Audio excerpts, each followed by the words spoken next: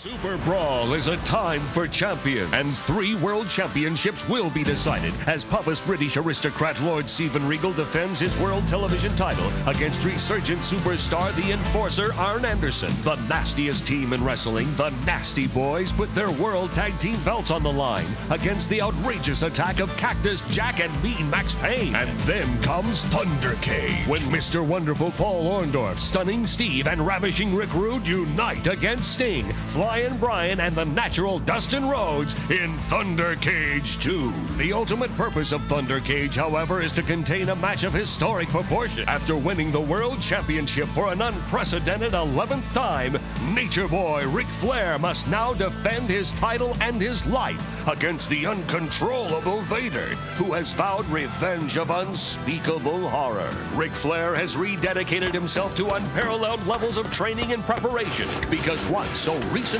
the hunter, he has now become the prey. Oh, the best shape of my life. Not even breathing, see? Not even breathing. Hands behind the head, man. Not even breathing.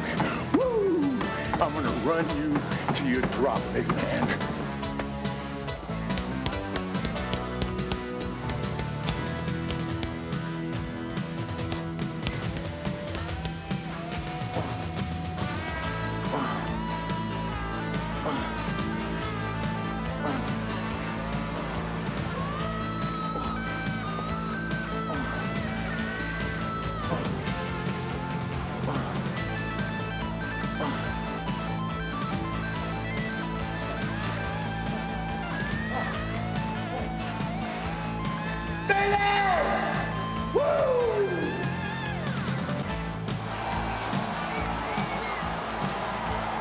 Super Brawl 4 is on the air.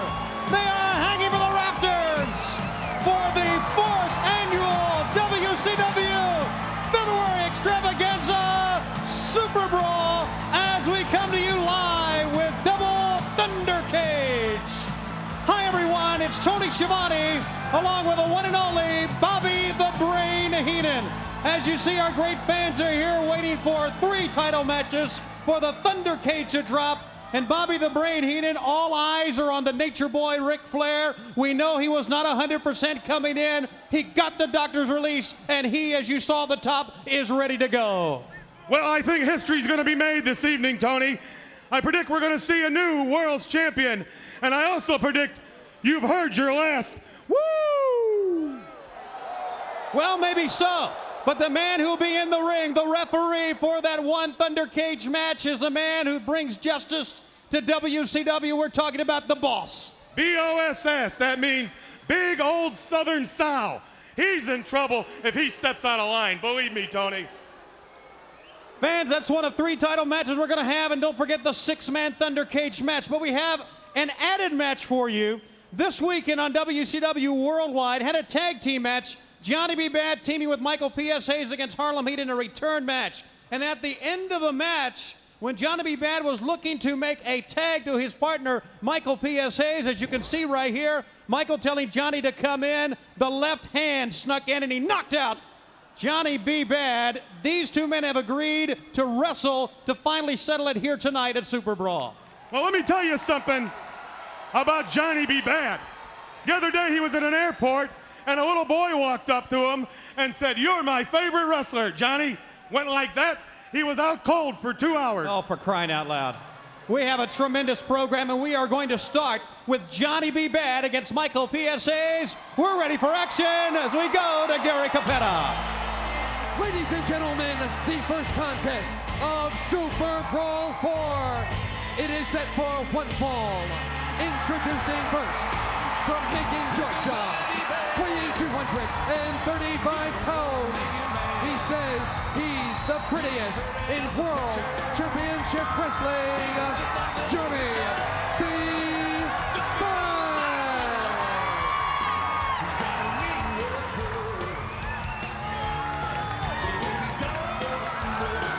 All right, Johnny B. Bad has a couple of bad blasters with him as he makes his way to the ring. And I tell you, a very determined look on his face. Usually a lot of smiling from Johnny B. Bad, but I don't see much of it here in this first matchup. Well, he knows he's going to get his tail kicked. Would you be happy about it if you know you were going into a fight and get your tail kicked? But that's what Michael P.S. Hayes will do. He can do it. You saw him knock him out, Tony.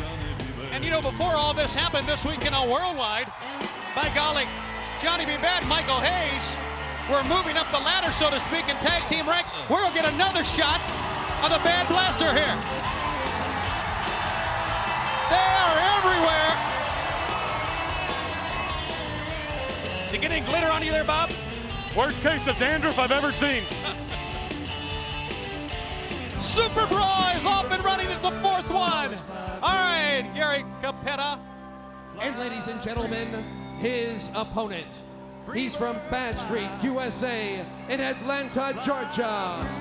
Fabulous Freebird, Michael P.S. Hayes. What? Oh my goodness, Tony. Wait a minute.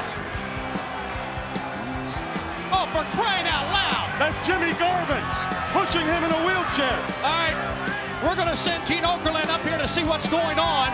Gene, let's see. Yep, he's here, and Gene's making his way to see, and he's got the commissioner of WCW with him, Nick Bockwinkel.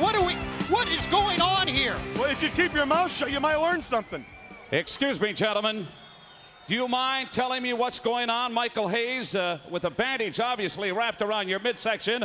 Freebird Jimmy Garvin is back. What's going on here? Well, first of all, Mean Gene and Mr. Bockwinkel, we never have got to congratulate you on your appointment as the new director of Commissioner, whatever. And, you know, we always thought that you were the greatest, if not the greatest world champion. I want you to know that from the bottom of our heart.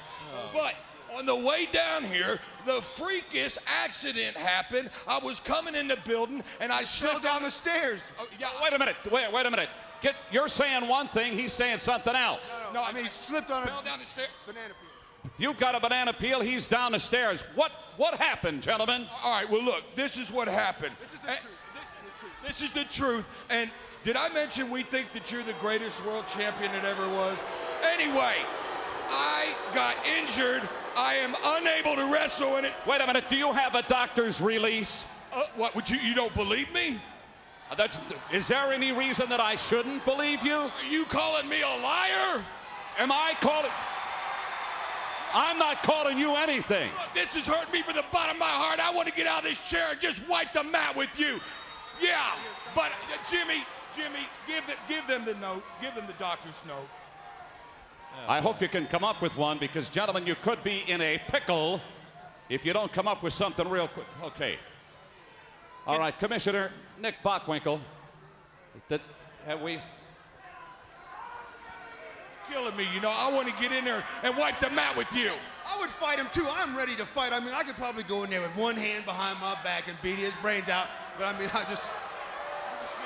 Hey, this is killing me because you lied when you said you were the baddest man. The only bad thing about you is your breath.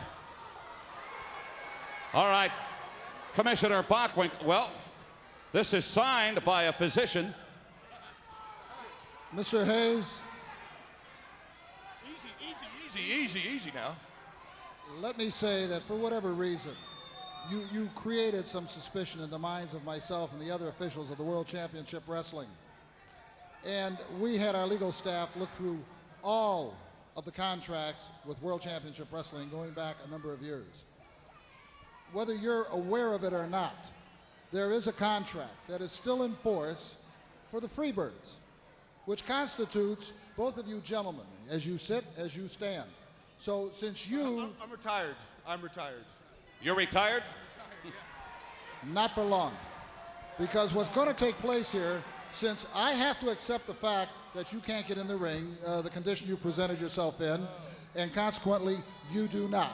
But I will say this.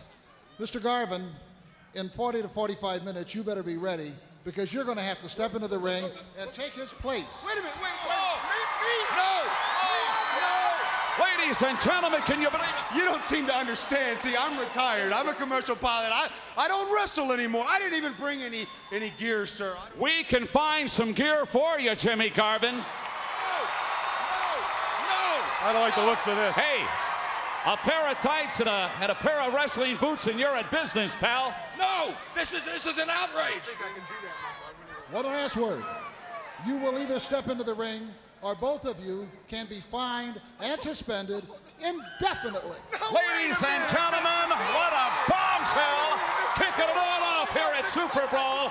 You have just heard Commissioner Nick Bockwinkel make a unilateral decision. He accepts the doctor's excuse for Michael P.S. Hayes. He has insisted that Freebird Jimmy Garvin get in the ring and wrestle in his place. If not, both men risk the suspension and fines. Ladies and gentlemen, I don't know what to tell you, but we are heating her up right away. Johnny B. Bad, stand by. Tony Schiavone, Bobby Heenan, back to you, gentlemen. Oh, my. Well, we start off with a bang, so to speak, don't we? Close that mouth. Make a comment here. I can't believe Bockwinkel would just make a decision like that. What does he think he is, Bill Clinton or somebody? Just to make a decision like that? Garvin is a commercial airline pilot. He hasn't been in the ring in a couple of years. And to force the man to do that when Mr. Hayes has a legitimate injury? What are you saying? Huh? You talking to me? What are you saying? I'm saying I don't understand Bockwinkel. He just comes out and makes proclamations, and everybody has to abide by it. That's why he was selected as the WCW commissioner. A man of action, a man of authority, and a man who will give us another match later on. The man's retired. Jimmy Garvin does not wrestle. Let's go find one of these ham and eggers here with a T-shirt on. Put them in the ring. Same thing. Well, he's a pilot, right? Yeah, he's a pilot. He better put the tray tables up because there's turbulence in the air at Super Brawl. Oh, he's not a stewardess. He's a pilot. Let's go to our next match here at Super Brawl. Ladies and gentlemen, the following contest at Super Brawl 4. Tag Team Action. Introducing first, from Harlem, New York, the team of Kane, Cole, Harlem Heat. All right, tag team action. And there's no question about this. Kane and Cole, as Cole leads the procession here. Two of the roughest, the toughest, and the baddest in tag team wrestling in WCW, Bobby. Well, they better be careful of Nick Bockwinkel. Who knows what he's going to do? He might find these guys $500,000 and send them to Guam. I mean, the man, he's power is overtaking his mind. And ladies and gentlemen, their opponents, they are from the lightning capital of the world, Orlando, Florida, the team of Thunder and Lightning. Well, two powerful young men, Thunder and Lightning, against Harlem Heat. We've got four very strong individuals, two very popular. That is Thunder right there, the Lightning, half of this duo on the other side. Wrong, Schiavone. What? Don't you recognize the capes? That's Batman, that's Robin. No, it's not. Thunder and Lightning. Old Cape Crusader. As a matter of fact, they are from Orlando, and that's where we bring you WCW Worldwide. You saw the footage earlier from the Disney MGM studios in Orlando each and every week. Worldwide, of course, seen across the country. All right, Thunder and Lightning against Harlem Heat. There's no question Kane and Cole are ready. And I tell you, of all the great tag teams we have seen, these two teams appear to be at the verge now of superstardom. They are just moving up the ladder, and this is a very important match for both of them. Well, it's only a matter of time until some gold belongs to Harlem Heat. They're championship material, but then so's Batman and Robin. Batman and Robin are championship material? You noticed that too, huh, Tony? It is Cole beginning against Lightning.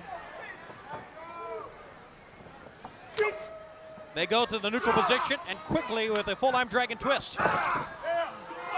In this matchup, I don't know about quickness. Who would you give the nod to as far as quickness is concerned? We've seen both teams. I'd have to go with Harlem Heat. They're really quick. Yeah, they are. And really mean, too. Oh, they don't like anybody. Yeah, nip up that time. And a full-arm dragon twist. He stayed right with the arm. It slipped out. He goes to a hammerlock. Lightning, great counter move of his own, and quickly Cole goes to the ropes. And wise move that time by Lightning, Bob, because he knew he was too close to the big guy Kane, so he backed away to the center of the ring. Well, that's usually something a veteran does. So that tells me one thing, that this team's been working together very closely, very hard, and they understand what they're doing in that ring. I've never seen competition like this any place in the tag team division. I mean, everybody wants that gold, and everybody's got a crack at it. Well, Cactus Jack and Max Payne have their shot at it tonight. Waistlock takedown. Look at the muscular movement that time. Look at the power. And a reversal into a hammerlock, driving him down to the mat. So both teams trying to wrestle here, and that's good because I thought really that Harlem Heat would try to brawl their way through it. Oh, there you go. There's a percussion blow to the head. Elbow, forearm shot. But that's legal. Well, you're right. Lightning holding his ground. Cole over the top. Great leapfrog. Hip toss. Big drop kick, and that was on target. That was right in the jaw, and he takes him down one more time. The mark of a good wrestler, Tony, is that they'll go back to the same hold they had. No matter what happens, if they're thinking wrestling, they'll go back to the same hold and wear a part of a man's body down. That tells me right now that they've done their homework. Fans, I have been told, as a snapmare over as a tag, that, wait a minute, I'm getting some information here in my headset. How come I don't get any information? Tony, tell me what's going on. I gotta know. Tony, you can't know all this stuff without telling me. I'm a broadcast journalist. Hang on now. Up top. See, this happens to me all the time. Top wrist lock.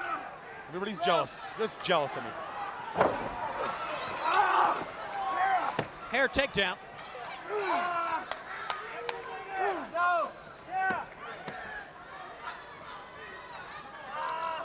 Trying to roll him over. Very surprised this has turned into a wrestling match and not a brawling. And I think this really favors Thunder and Lightning, although really Thunder and Lightning does not have as much experience as Harlem Heat. Uh-oh. Too close to him now. I would safely say that Harlem Heat's been in a lot more fights than Batman and Robin. A tag. All right, it's Kane of Harlem Heat. Such importance on this match. Certainly the winner of this may get a title shot against the World Tag Team Champions, and I would think would be in line for one. Missing both ways. Oh! Big shoulder by Thunder. He's up with a full arm drag and twist, and that's exactly what we got here. We have Thunder and Lightning wanting to wrestle, and a Harlem Heat wanting to brawl. And so far the wrestling has come through, which is a good sign. For the two youngsters, the double axe handle blow. But you know something, Tony? It's not always the horse that leads the race that wins the race. So stick around. Harlem Heat will turn it around. The momentum will swing their way. Oh! Scoop slam. Telegraphed it. Back to a wrestling hold. That's right, back to a wrestling hold, and there's nothing wrong with that at all. As a matter of fact, I like seeing that. You know we're going to be seeing brawling later on. Oh, I mean, we this ever. is Super Brawl. Are we ever? So let's start out with a good wrestling match. And that's going through Flair's mind right now, I guarantee it. That's right. He's thinking about that big 450-pound monster that's just salivating and waiting to get his big meat hooks on him. I don't envy Flair at all. You know, I'm sure that Harlem Heat or Batman and Robin here are going to wait and try to get a hold of the commish so they can be first in line to challenge the winner of that match with the Nasties, Max Payne and Cactus Jack. Knee left and a cover. We've got a 2 count only. And Cole goes out and Cole goes back down. Randy Anderson, the referee, and what was supposed to be our second matchup, but has turned out to be our first. We will still have, apparently, or there's going to be a lot of money changing hands here. Jimmy Garvin of the Freebirds against Johnny B. Bad later on in this program. You mean old Glassjaw be bad? Pick up. Down. Too close to the corner. Oh, great teamwork by Harlem Heat. See, he got distracted. He should have never turned his attention to the man on the apron. Right. Well, that's an experience right there. Compared to Harlem Heat. Oh. Chest first to the safety steel rail on the near side. Introduced him to the steel rail. And the complexion of this match, which had been until this point a great wrestling match, has changed. Well, I suggest they get the bat phone, get in the Batmobile, and head back to the Batcave. This is Thunder and Lightning. This is not Batman and Robin. Nor is it Those Bruce. capes throw me off. Bow to the chest. And now the teamwork from Harlem Heat. Well, that'll stop your clock. Oh, you're not kidding. He brings Lightning in, and that's exactly what he wanted to do, enabling the double team over here. Randy Anderson warning, look at this. Using the ropes like a guillotine, a choking device. See, now Harlem Heat made a mistake there. The referee walked over and they broke the hold. Take the count. You got to count of 5. Take it to the count of 4. Do as much damage as you possibly can in the amount of time you're allowed. It's that simple. 2 and 2 count. Oh, come on, ref. What? I mean, an 85-year-old person with arthritis could have counted 3 faster than him. Double team again. They send Thunder in. Ooh. That elbow on top of the head, one of the trademarks of Harlem Heat, and they're feeling good right now. Cole is in. Look at this, and he is on fire, so to speak. Well, it appears to me as the Harlem Heat is certainly calming the weather here, aren't they? I don't see any lightning, and I don't hear any thunder. All right, we have broken a camera away, and I was told just to hold my announcement until we could be confirmed that we could get in. Wait a minute. We were confirmed that we could get into Flair's dressing room. So now I can tell you that, yes, we are in Flair's dressing room. He's allowed cameras back there. Arn Anderson is with him. Ricky Steamboat is here tonight. Of course, Arn has a match for the television title. Steamboat, his close friend, who he's promised a title match in '94 to. And they were both there at that press conference that had postponed the match. And Flair seems very relaxed right now as we are not too far away from the big cage match, return match, world title against Vader. Well, are they there to wish him good luck, or are they there to say farewell? I'm sure they're there to wish him good luck. You got to have a confidence builder in a type of situation. Tag made. Tag is made, and he'll realize it here in a moment. He just did. Thunder rolled over. 1, 2, and... Well, wow. That's kind of an arrogant cover. Kind of a lousy count. Tag is made. You're really on the referee here. Scoop slammed him up. Here's Cole. He missed. Now, it's a long way for Thunder to go to make a tag, but he's got to get there. Cole's got to make the tag first. He's going to tag his partner. He's closer to his corner than Robin is to Batman, so he's got to make the tag. He's up near the neutral corner. He made it. Lightning. He blocked him. He's going to take on both men. And he's going to slam him down. Wow. I don't think he can continue to take on both men. Not for long. He brushed off that drop kick. Did Kane into the ropes. Going to try a belly-to-belly suplex. Oh! He's got him. No, he don't. He had him. Only got a 1 count, and whoa, Katie barred the door. They're going at it now. Here we go. Now remember, the legal man should be the 2 in the center of the ring. Cole and Lightning. Are you sure of that? Rolls him up. Oh my goodness, a boot in the ear. 1, 2, got 3. Him. A boot in the ear. I wonder if you heard it coming. The winners of the match, the team of Kane, Cole, Harlem Heat. We ain't gonna stop it. Till we get going. And that's what I'm talking about. Tony, look at this. Now, Batman thinks he's got the pin here, but he gets a good stomp right to the ear. I wonder if you heard it coming. You get it, Ernie? Heard it coming? You get it? I get it. 1, 2, 3. That's it. Well, as you might imagine, because of the animosity, increased security in the back around Ric Flair's dressing room, and Mean Gene Okerlund is there at this time. Let's go to him. Gene? All right, Tony Schiavone, you hit it right on the mark. This is like a human fortress back here. I'm in the locker room area. To my left is the locker room of the defending WCW heavyweight champ, the Nature Boy, Ric Flair.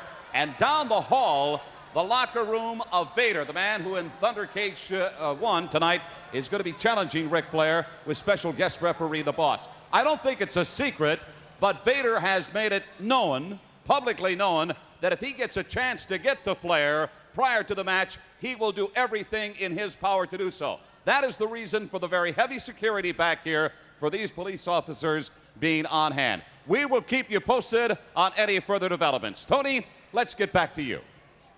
All right, Gene, thanks a lot. And there is increased security. And Either that or they're filming another edition of Cops. We are ready for our next event. Go ahead, Gary. Ladies and gentlemen, the following contest of Super Brawl 4. It is set for 1 fall. Introducing first, from Dodge City, Kansas, weighing 303 pounds, the Equalizer. Well, here we go with our first singles matchup, the Equalizer. A guy who seemingly has a bad day every day.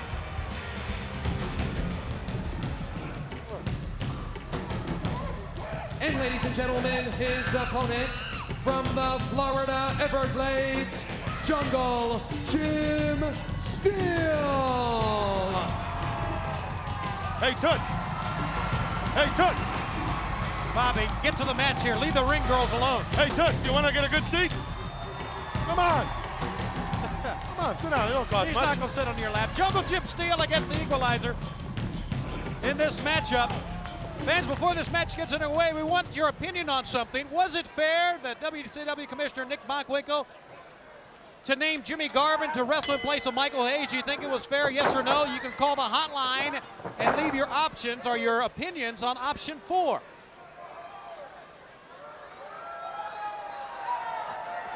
Did you see her wink at me? Yeah. Jungle Jim Steele and the Equalizer. There's no question what the Equalizer is going to try to do here.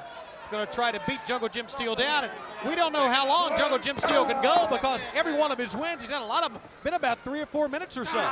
So we don't know anything about his endurance so far, Bobby. But Well, we know look at him, Tony. I mean, the guy hasn't been into a case of Twinkies all day. No. This man's in shape. Yes, he is. But the Equalizer's no midget. He's one of the biggest in WCW. So the Equalizer, Jungle Jim Steele, important match for both men, especially Jungle Jim Steele in his first pay-per-view with World Championship Wrestling.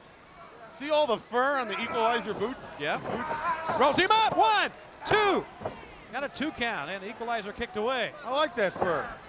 You like that fur? I think those are Hair Jordans. Oh, boy. You write this stuff down? No, got it all up here, right in the vault, right in the computer. In the brain. Back of the head. And the Equalizer with an armbar here. So inside armbar by the Equalizer. Just about right now, it's been the longest we've seen Jungle Jim Steele in the ring, and that's a tribute to his ability and his quick wins he had. Flips him over, drop kick. But he's still on his feet. That's right, the big guy would not go down, and Jungle Jim Steele with a shot to the side of the head. Into the corner. Here he goes again. Oh, he held on to it, and he hit the back of his head on the mat. That was a great move by the Equalizer. Great move, and now he's stomping away. I like this. Look at Jungle Jim's outfit. Notice his jungle outfit he's got on there, Tony? Oakland will look good in that. What, in that jungle suit? Yeah. Not a No, chance. he'd look good in the jungle. Be Watch away it. from Wait me. a minute. Thought he's going to try to shove him over the top. That would have been a disqualification, but now Steele hit hard on the outside, and this fine athlete, so impressive. We've never seen him in trouble before, so we don't know how he can react. Oh. But he is in big trouble as the Equalizer wastes no time, and I think this is a good move. Keep the pressure on. Oh, my goodness. To the apron. Back to the jungle, Jim. Sure's a lot easier talking to Jane and Cheetah and Boy than the Equalizer, isn't it? He's Jungle Jim. He's not Tarzan. Isn't a jungle gym something you kids play with in the backyard? Yeah, yes, it is. But the Equalizer absorbed those blows to the midsection. He should quit washing his clothes in a blender. And the backbreaker. The backbreaker. Here's the cover. 1, 2. And Steele showing some comeback ability here. You know, a man the size of Jungle Jim, and with his youth and everything he's got going for him, it's hard to hurt a guy like that. Yes, So what you got to do is you got to get him down and drive your thumb right into his eye socket. Like this. Okay. I mean, that's called a Greco-Roman jab. Or a freestyle lunge. Or Jungle Jim would say an owie. And I'm glad the match is going this long because I'm enjoying seeing just what Jungle Jim is made of. Good point. Rolls him up. 1, 2. The Equalizer got out of that one. Wow. Super Brawl has had the history of some great opening matches. A year ago, Too Cold Scorpio and Chris Benoit, great match. A year ago, the return of Ric Flair to WCW at Super Brawl 3. And now a year later, we've seen a great tag team match open up. We are going to see Johnny B. Bad against Jimmy Garvin of the Freebirds. And Flair's in the cage, and these two men are going at it. You talk about Flair in the cage. The other day, when we were at Disney, Yeah. I noticed that Hulk Hogan was there shooting his series Thunder in Paradise. Right. And I noticed there were a bunch of photographers and people from the media around him, and they were asking him a question, what he thought about the Flair-Vader match. I don't know what his answer was. I couldn't get close enough. There was such a big crowd. But it shows you the importance when they're even asking Hulk Hogan. The foot as Jungle Jim Steele went into the face. 1, 2, and he kicked away. But also the big guy was on the ropes as well. You're right about the importance of this cage match. No doubt Hogan blew his own horn and ignored the question. Reverse chinlock applied. Hey, you got to give Jungle Jim Steele a lot of credit. This is the longest he's wrestled in WCW, and he has shown a great amount of endurance here because the big guy, the Equalizer, is taking him on the outside. He's hitting with basically everything, but Steele is still in this one. And neither one has taken a back step. Right. They've gone right at each other, full bore, pedal to the metal. And he's on the outside again. This time Nick Patrick, the referee, is telling Equalizer to stay in. Oh, the foot right in the side of the head. Equalizer reminds me of someone. He just looks like someone I've seen before. Have you ever been in Dodge City, Kansas? A foot to the face again. No, I haven't, Tony. No reason to go there. Or they name a town after a car. Shoulder block. A block. Jungle Jim. He's dazed, but he is still fighting the Equalizer. Look at this man come back. He picks him up. Jungle Jim. Atomic drop. Steele. Drop kick. It don't seem like either of them are running out of gas. Into the ropes. Oh! He kicked him. He clotheslined him down. Took too long. When you shoot a man in, you stand straight up. As soon as he comes at you, then you drop the back drop and do what you're going to do. You can't wait too long nowadays. Everyone's so quick. The steel trap. 1, 2, 3. They got him! Ladies and gentlemen, Oh, I couldn't the believe it. winner of the match, Oh. Jungle Jim Steele. Boy, that was a surprise, Tony. Jungle Jim Steele with the steel trap. Got the win here at Super Brawl 4. And I tell you what, he earned it because it was a tough one. And they went at it. Right at each other, full bore. They tried different holds, they tried different finishing maneuvers, but what finally won out was this, Tony, the steel trap. Oh, see right there, the Equalizer hits the back of his head. And that was all she wrote, so to speak, as Jungle Jim Steele gets a win in his first WCW pay-per-view as we go to Mean Gene Okerlund. All right, thank you very much, Tony Schiavone. By the way, on the hotline right now, the great Gordon Soley and Larry the Legend Zbyszko with the commentary. Give us a call at 1-900-909-9900. And also, by the way, our question this hour, was it fair of Commissioner Nick Bockwinkel to force Jimmy Garvin to get into the ring or risk being suspended? Leave your comments on option 4 at 1-900-909-9900. Calls cost 99 cents. Kids, get your parents' permission, but do call the hotline. Speaking of Commissioner Bockwinkel, join me if you will, Nick Bockwinkel, and also one of the great superstars of World Championship Wrestling, Ricky the Dragon Steamboat, ladies and gentlemen.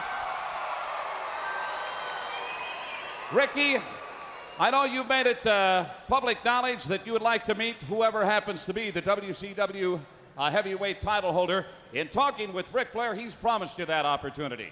You know something, that's correct, Mean Gene. I have been approaching the promotion for a year now, and negotiations during that time have broken down, and I've had to go through a lot of red tape.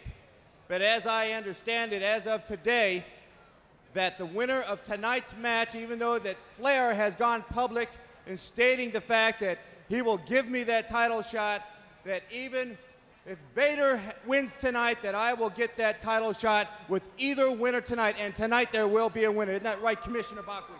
Absolute. I can only just reiterate what he's already stated and put the authority that I have behind me. that what he has said, regardless of who comes out as a champion, this man's track record is more than deserving. He's a former champion himself, and he does deserve the shot that I think so many people would like to see. All right, regardless. very good. By the way, Ricky, I'm sure you're aware of the fact there is unprecedented security back in the locker room area. Vader has made it well known that if he gets a shot at tearing Flair up before this match even gets underway here in the Thunder Cage, he will do it. I don't know what you make of something like that, but I'll tell you what, the electricity is so thick back there, you could cut it with the knife. You know, I've been back there in the locker room, Mean Gene, and you are correct. It is really thick back there. Security is everywhere. All the wrestlers back there are walking around on edge. Every once in a while in the other locker room, you can hear that bull of a man, Vader, busting up chairs in locker rooms. It is just chaos back there. I know Ric Flair is just trying to set himself at ease and put his mind at tonight's match. All right, I thank you, Ricky the Dragon Steamboat, Mr. Bockwinkel, Commissioner of World Championship Wrestling. Right now, let's take you back to Gary Michael Cappetta in the ring. Ladies and gentlemen, the following contest, live from Albany, Georgia. It is set for one fall. Have mercy.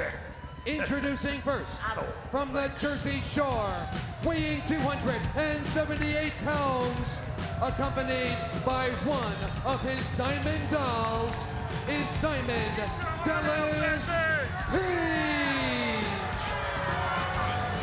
Well, DDP Diamond Dallas Page, who when he made his return to World Championship Wrestling brought out the fishbowl with names of potential opponents. Every time he drew a name, it was somebody who had been retired or somebody who wasn't wrestling in WCW. Had a couple of men accept the challenge, one being the Z-Man. Then Terry Taylor made a challenge recently. And for Terry Taylor's challenge, he was beaten up. We'll talk more about that as we go back to Gary Cappetta. And ladies and gentlemen, his opponent, he's from Vero Beach, Florida, weighing 237 pounds, Terry Taylor. You don't happen to have a phone number for one of them Diamond Dolls, do you? No, I don't. I'm sorry. See if she has a sister. I'll handle things here. Look at this. He sticks the Diamond Doll between he and Taylor, for crying out loud.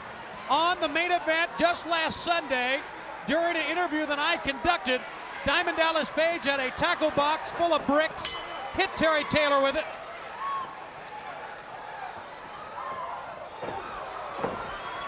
And then whipped him with a fishing pole.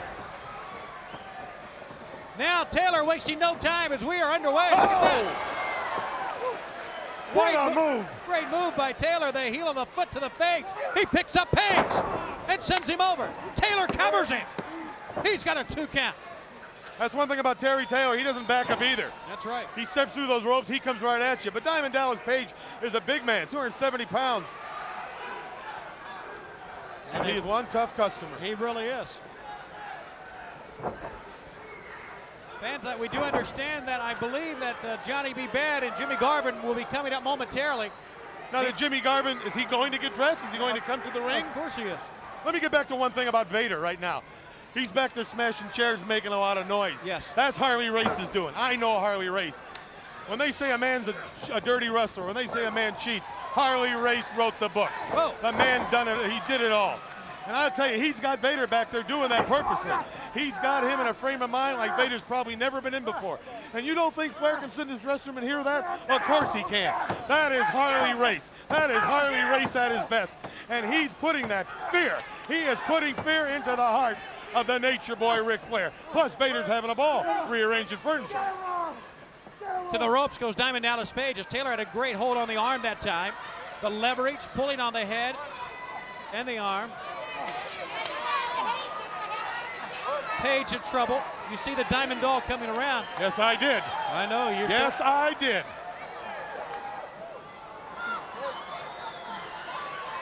Boy, my arm's bothering me too, Tony. Could you ask her if she can come by here? I'm sure.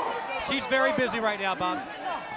Taylor, Terry Taylor, who has held many titles in this sport, and a man that you know quite well. You managed him at one time, didn't you? At one time, but he wouldn't take direction. He wouldn't listen. I think he's done quite well for himself without your direction. Well, that's your opinion. Go over and ask her if she has a sister. She's got to have a sister. They all got sisters. She's really close to you, Bob. Just say something to her. She's right to your right there. Hey, Toots. in the ring. Sending Page over. Sunset flip. Diamond Dallas Page. 2 count. Taylor. 1, 2. Page. 1, 2. Looks like part of a jungle gym. Look at this. And now 2. 2 count. Wow. This is great wrestling, Tony. It really is. And Well, Terry Taylor. I'd like to get in there right now and just rip off this coat and just pull you in the ring and hit you a couple times. Settle down.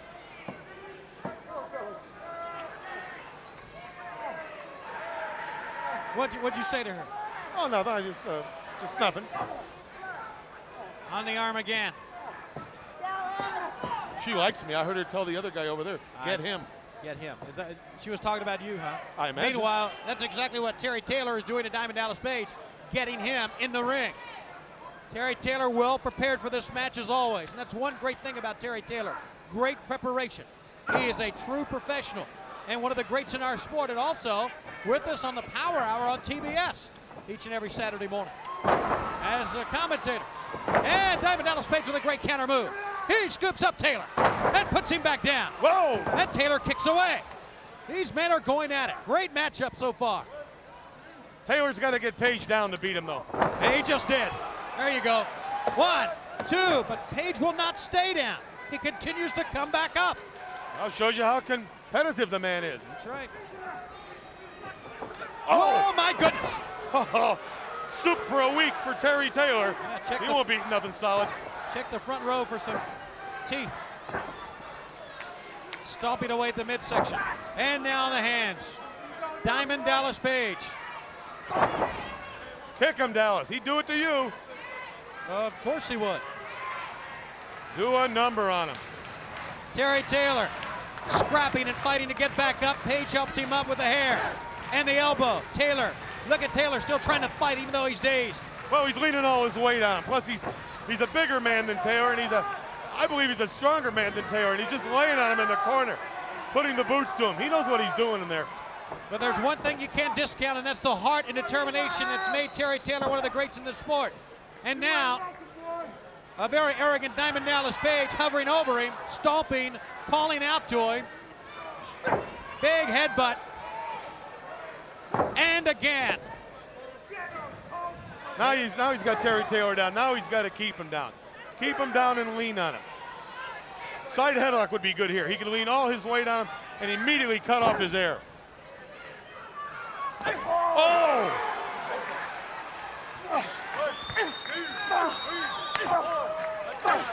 Listen to this, Tony. Into the corner, foot to the midsection. Slammed him over. A 2 count, and Taylor barely got up with the left shoulder. Well, Taylor continuing to get back up. 1, 2, and again. Again, Terry Taylor's back up. Hey, ref, after 2 is 3. It's very simple. Yeah, but the shoulders have to be down for that 3 count. I don't think you're seeing what I'm seeing, Tony. Yeah, we're watching the same monitor here. Look at this pickup. Oh. Page showing his power and a great.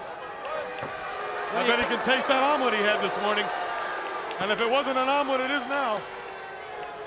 And an elbow from Diamond Dallas Page. 1, 2. He got him. Nope. Puts on the rope. There it is.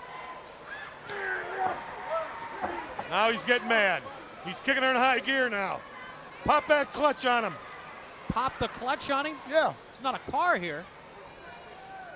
It's a wrestling term, Tony. You wouldn't understand. Okay, I guess I would. Don't you remember at AAA? Belly to back suplex and a cover. 1, 2, and Taylor's up again. Again. That's Page. the instinct. Sometimes, I'll guarantee you, sometimes you get waffled so hard you don't know what you're doing, but instinctively you'll kick out at 2. He's got a Cobra clutch on. Boy, look at that ponytail. And sends him down. Would you get back to the match here? 1, 2. Taylor's up again. He's got the Cobra clutch on and has it hooked. 2 things here. Taylor has to be careful not to go out and not to get his shoulders down for a 3 count. Well, it's hard to pin a man with this hold, Tony, because one shoulder's always up to some degree. If you knew anything about what you were doing, you'd know that. I wouldn't have to do this. I could have Gordon Solia. You know, Gordon's never liked you. He told me that. No, I don't believe that. He told me he can't stand the sight of you. And you know, Gordon's a reputable man. I have to respect his opinion. He's done it all. And the living legend, Larry Zbyszko, my buddy, he's never liked you. I like you, though, Tony. Well, I'm glad, Bob. That's why you and I are a team, you know? Yeah. And still Taylor trying to get back up. And the fans are right behind him here. Terry Taylor. Keep him down. Keep him down. He gets loose. Taylor to his feet. He goes down again. Page covers him, hooks the leg. This could, no, it's not over yet. I know the frustration you got there, Dallas. Yeah, I He's know. had the man pinned 3 or 4 times. No, he has not had him pinned in any situation. So much animosity between the two men leading into this match. It's become a great match. Taylor has shown a great deal of tenacity, of desire, and Taylor and Page are going at it. Well, maybe Terry Taylor can get a discount rate at the hospital since his aunt's in there for surgery.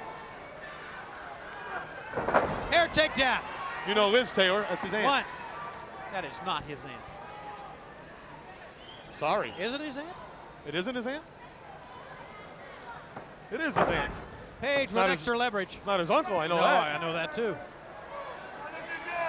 They are hanging for the rafters as the old cliche goes because every seat is filled here. I've seen a few people here today should be hung from the rafters with a small rope. Those are comments from Bobby the Brain Heenan. I can't get over the decision Bockwinkel's making. The man is he's drunk with power. The man is smashed with power. Be careful here. Both men back up. Elbow in the midsection. Taylor, a pickup. Wow! Wow! What a suplex! He put him right on the back of his head. He hit the small of his back as well. And look at Page pulling himself up. I'll tell you, Bockwinkel gets any more drunk with power, we're going to have to send him to meetings. And the drop kick, Terry Taylor. Right on the button. Now Taylor. Well, this has gone back and forth the whole match. Oh, no. Page up to the task. He countered, put the brakes on, sent Taylor crashing the mat, and Taylor kicks away again. He's got a lot of fight in him, Tony. I'll tell you that about Terry Taylor. Because like you say, I used to manage the man. But he's his own man. He won't listen to anybody. Thinks he knows it all. You don't know how many times I had to slap him around 2, 3, 4 in the morning. Go to his room and go over things that he did wrong. I don't want to go into that, but please don't. I've worked him over a few times, but you have to do that. You got to stay on. No, him, you don't. You got to lean on people. No, you don't. Sure you do. Pull their coat down around their elbows and just let them have it. Steve Johnson would. Steve, can you hand me that water? Yeah, thank you, Steve. And a cold towel. And the stun gun. Taylor again. How much more is left in Terry Taylor? We're finding out right here.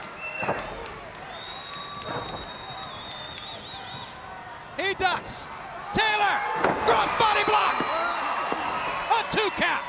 And look at Page, right? Oh! That would have knocked Tyson out. You're right, and he decked him.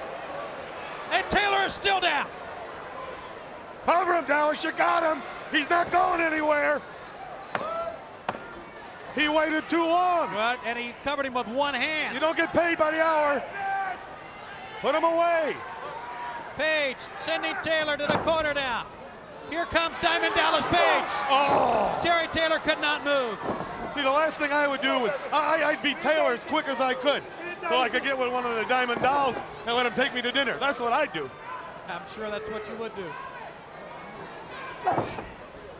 Forearm shot.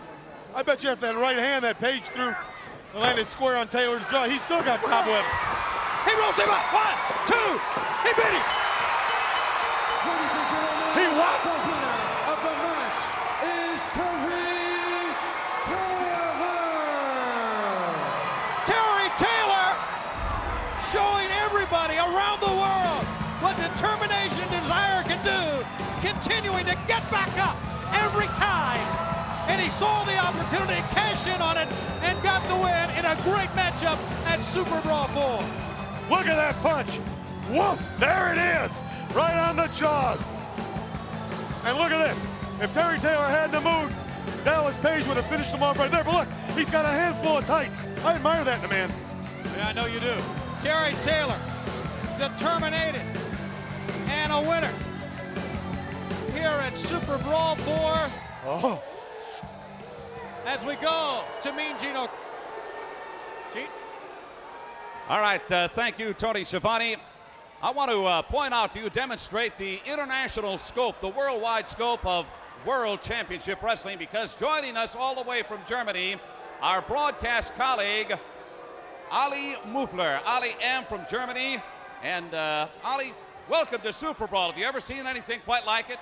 Certainly not. Thank you very much first. Gene, please, let me say one sentence in German. Go right ahead. Okay. Ich bin sehr stolz, dass ich mit dir hier stehen darf, Seite an Seite, vor deinen Millionen Fans, vor deinen TV-Zuschauern, überall in Amerika, die gesamten Wrestling-Fans in den Vereinigten Staaten. I was saying that I'm very, very proud to stand with you, side by side with you, in front of your television audience, in front of million American wrestling fans. And certainly this Super Brawl is going to be shown in Germany, and millions of German wrestling fans will see this main event, this Super Brawl. And they will see also the fantastic audience here in the building. All right, these, of course, are the greatest fans in the world. We're looking forward to coming to Germany for the big European tour, and we're looking forward to seeing you there, Ali. Mean Gene, I have one last question. Everybody knows, you know, I know, everybody knows that Ric Flair is a very good friend of yours, and you know him for many, many years. What do you think? Can even this living legend beat a man like Vader twice? You know, it's very strange that you should bring that up. I'm not going to put myself in a hot seat, Ali. I'm like every other journalist. We're going to find out later tonight. Ali M, thank you. Tony, back to you. All right, thanks a lot, Mean Gene. And Ali M, our correspondent and our broadcast colleague from Germany. Can you speak German? Oh, of course. Did you understand what he said out there? No. He said, this is Super Brawl. And you will like it! Spring Stampede is our next pay-per-view. I speak German.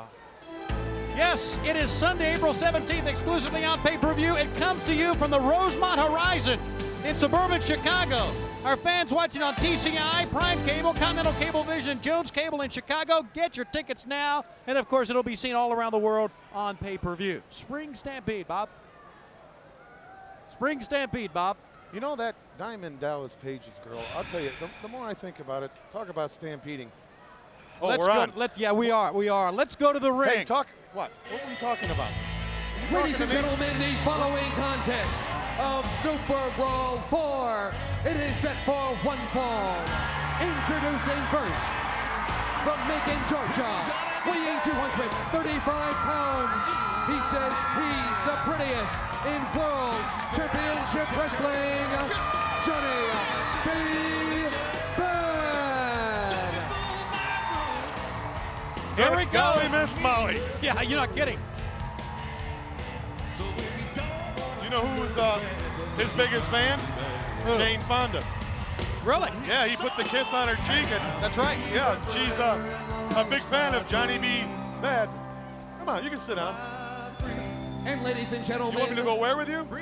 his opponent from Bad Street, USA, in Atlanta, Georgia. Accompanied by Fabulous Freebird, Michael P.S. Hayes. He is Fabulous Freebird, Jimmy Jam Garvey. You know, I think it's a travesty in many ways, and I know he's hurt, but he doesn't need to be in a wheelchair, for crying out loud. Well, doctor's ordered, Tony. Yeah, but there are a lot of people confined to wheelchairs. And I think it's well, that's my feeling on that. Well, he must have a reason. You know, Jimmy Garvin is no dummy. You know that? This man's an educated man. He's a commercial pilot for Southeast Aeromotive. He flies all over the world. He's no dummy. And he may be flying all over the ring here in a few moments in the hands of Johnny B. Bad. Michael Hayes claimed that Johnny B. Bad is a liar, that he is not the baddest in WCW, that he does not have the best song on the Slam Jam album, and that he does not have the best left hand punch in WCW. And that's been the source of the animosity between, I guess, between Michael P.S. Hayes and Johnny B. Bad. See? He's making a mistake. Never turn your back on Jimmy Garvin. All right, here we go. We didn't expect to see Jimmy Garvin, Jimmy Jam of the Freebirds, but here he is against Johnny B. Bad. And the man hasn't been in the ring in over 2 years. So? Why don't Bockwinkel get in the ring and wrestle? I mean, that's not fair. Everybody knows the credentials of Johnny B. Bad. Everybody knows his knockout punch. Everybody knows how he's getting better every time he steps into the ring. And here's a man that hasn't wrestled in 2 years, and Bockwinkel forced him. But I'll tell you something, don't count Michael P.S. Hayes out or Jimmy Jam Garvin. Something will happen here. Well, Michael Hayes is watching, as you can see, and once again, there he sits. The Freebirds, I tell you, you're right. You never count a Freebird down or out. They always got something up their sleeve. Great counter move.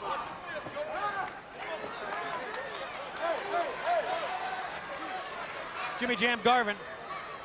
It's odd to see him with short hair. I'm not intimidated by him. Yeah, I remember those long, flowing locks he used to have. Yep. Won a team, tag team champions at one time. That's right. The Freebirds have done it all. But I guess for flying, he has to have his hair short. Because you know with those open cockpit planes, the hair will just start whipping around your head. He could strangle himself. What open cockpit planes? He's a commercial pilot. Yeah, but some of those double wingers have open cockpits, don't they? No. Excuse me, Tony.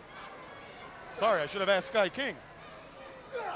Side headlock from Johnny B. Bad. Super Brawl 4. Good to have you with us. This is my first pay-per-view, Tony. It is. It's your with first WCW, and I'm having a ball.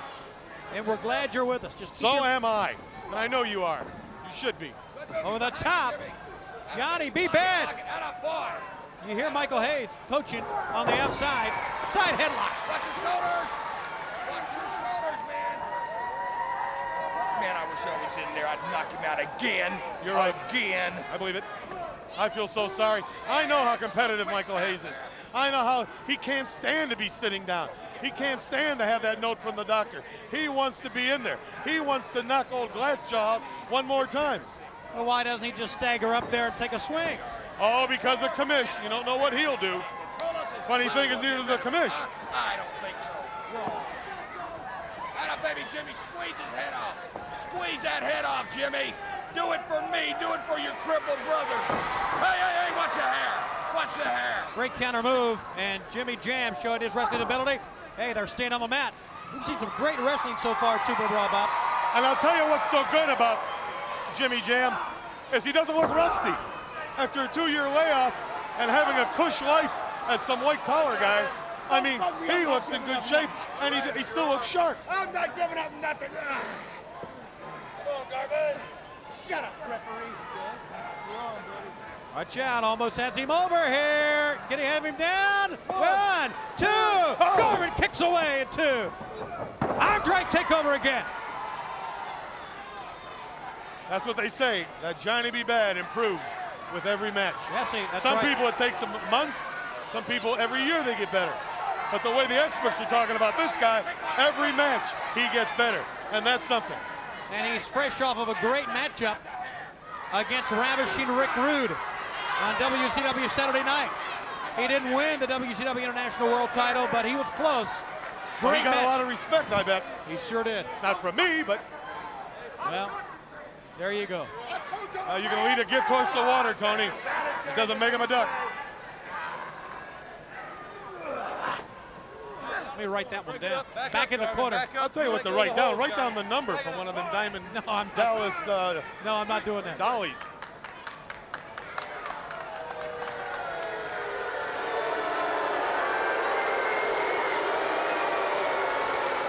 Fans are booing. Jimmy! Jimmy Jam Garvin. I got it, buddy. What were you talking to him about? Oh, I just said I got it. I mean, I know what he's doing in there. He's pacing the match at his own pace. He's making Johnny B. Bad wrestle his match. Is that what he's doing? That's what I think he's doing. Well, it looks like to me. What do you think he's doing, laundry? Duck under. Sends him over. I don't think he is. I think he's wrestling Johnny B. Bad's match. What's he waiting on? Johnny B. Well, Bad, he's like a table dance? he's Johnny B. Bad has he's been on top of maybe a minute or two more table than dance? Johnny, You're but gonna Johnny's get done. knocked out again. He's done a That's lot. what you get for walking down a bad street. I think his moves have been more devastating. He's just lucky right now. Johnny B. Bad. Johnny B. Bad is good. We talked about it. We talked about how he's developed, how Johnny B. Bad has come a long way, how he's improved. I never said that. We just were talking about that. I've never said a thing about Johnny B. Bad. I don't even know the guy. I don't like him. Wrist lock. Try to put words in my mouth.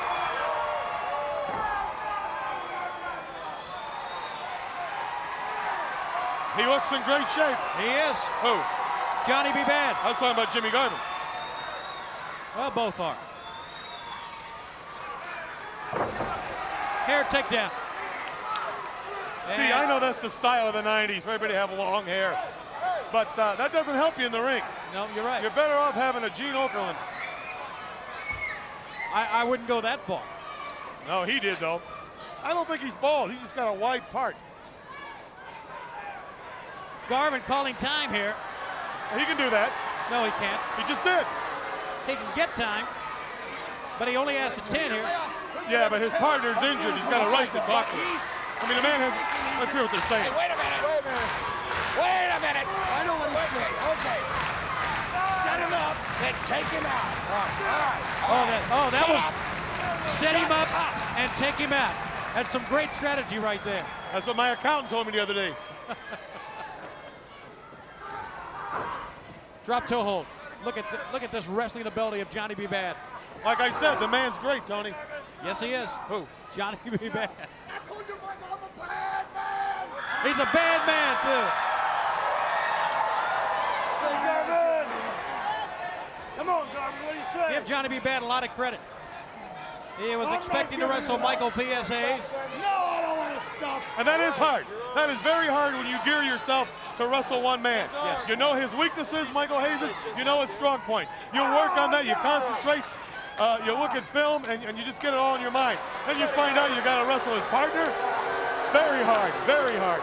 As the capacity crowd looks on along with Michael P.S. Hayes on the runway, Johnny B. Bad, and Michael Hayes is sitting there, but you never know when a double team's going to come around. Oh, the man's hurt, Tony. Then he shouldn't be out here. A knee to the midsection. Bad's in trouble. He was caught in the corner by Jimmy Jam Garvin. Holds his ground. Sends him in. Oh, wow. He caught him. He's not the prettiest man now, is he? No, he's not. He's going to look like a raccoon in the morning with those two black eyes. He got it right in the nose, and you're right, a broken nose can blacken both your eyes, too. And Johnny B. Bad's out in 2. See, I told you, the pendulum will swing the other way. Garvin is in charge right now. Get it off the hair. Head first. Don't bug me. Fans clapping, stomping, trying to get behind Johnny B. Bad. Snaps him over. And we've got, what's it, a sleeper hold? He's got it on. He's got it locked. He does. 2 years on the shelf, and he's going to take out Johnny B. Bad. Ring the bell. Somebody ring the bell. Ring the bell. What? Hey, Bobby. Hey, Bobby. Hey, Michael. How you doing? Hey, I hope you feel better. Thank you. I hope you feel better. Thank you. I mean, It's nice to have compassion. I mean, Thank you. Say a prayer. my heart goes out to you. We've got a match here, by the way. Now there's a compassionate guy. Why can't more people? That's the smartest thing WCW did was hire a compassionate guy. Oh, and I know Michael P.S. Hayes. He doesn't want that note from the doctor. He wants to be in there. Johnny B. Bad back up. Again, oh my, the knee. Whoa. He looks great for being on the shelf. 1, 2, a 2 count, and Bad comes back. He's coming alive. Good golly, Miss Molly. Reverse chin lock. And now he's going for the DDT. He's going for the Freebird DDT. No, he isn't. Johnny B. Bad.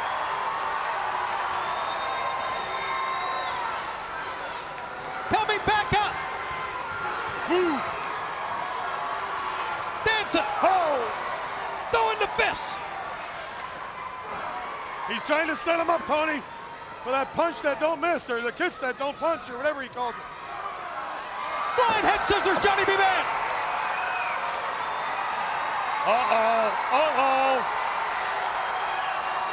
He's gonna lose it. Johnny B. Bad mounting a comeback here at Super Brawl 4. Johnny B. Bad sending Jimmy Jam Garvin over with a back body drop. Here it comes. The kiss that don't miss. What a great wrestling move, a punch to the mouth. No, he didn't get it. Oh, he got it. Forget the 3 count. He looks out. An uppercut. Johnny B. Bad waiting for Jimmy Jam Garvin to get up. Garvin doesn't know where he is. No, he stunned him. He's dazed. He doesn't know where Michael Hayes is. 1, 2, 3. Ladies and gentlemen, the winner of the match, Johnny B. Bad. Johnny B. Bad. Now you know. Hello, Michael Hayes. Oh no. Oh no. He wouldn't do that. He wouldn't do that. The man's an invalid. The man's got a note from the doctor. The man's hurt. Jimmy, do something. Oh, and a mistake by Johnny B. Bad. A big mistake. Garvin's not finished yet. Whoa, my! He sent him back in. Bad wins the match. That means What? Michael Hayes and Jimmy Jam Garvin. Hayes took his boot off. He took his cowboy boot off. Hit him in the side of the head. Happy trails. Now he's going for the DDT. No! Wow, a jawbreaker. Somebody better call an ambulance, because he just experienced a 911. That's called the 911. Well, Johnny B. Bad won the match, but he certainly don't look like much of a winner to me. They did a number on him, and Michael Hayes did it without ever leaving the chair, without even touching him. 911, huh? 911, the end of Johnny B. Bad, and it's on your career, Nick Bockwinkel. Now look at this. At this particular point, Tony, You asked for it. Jimmy Jam did not know where he is. He got the 3 count, a lucky 3 count, I call it.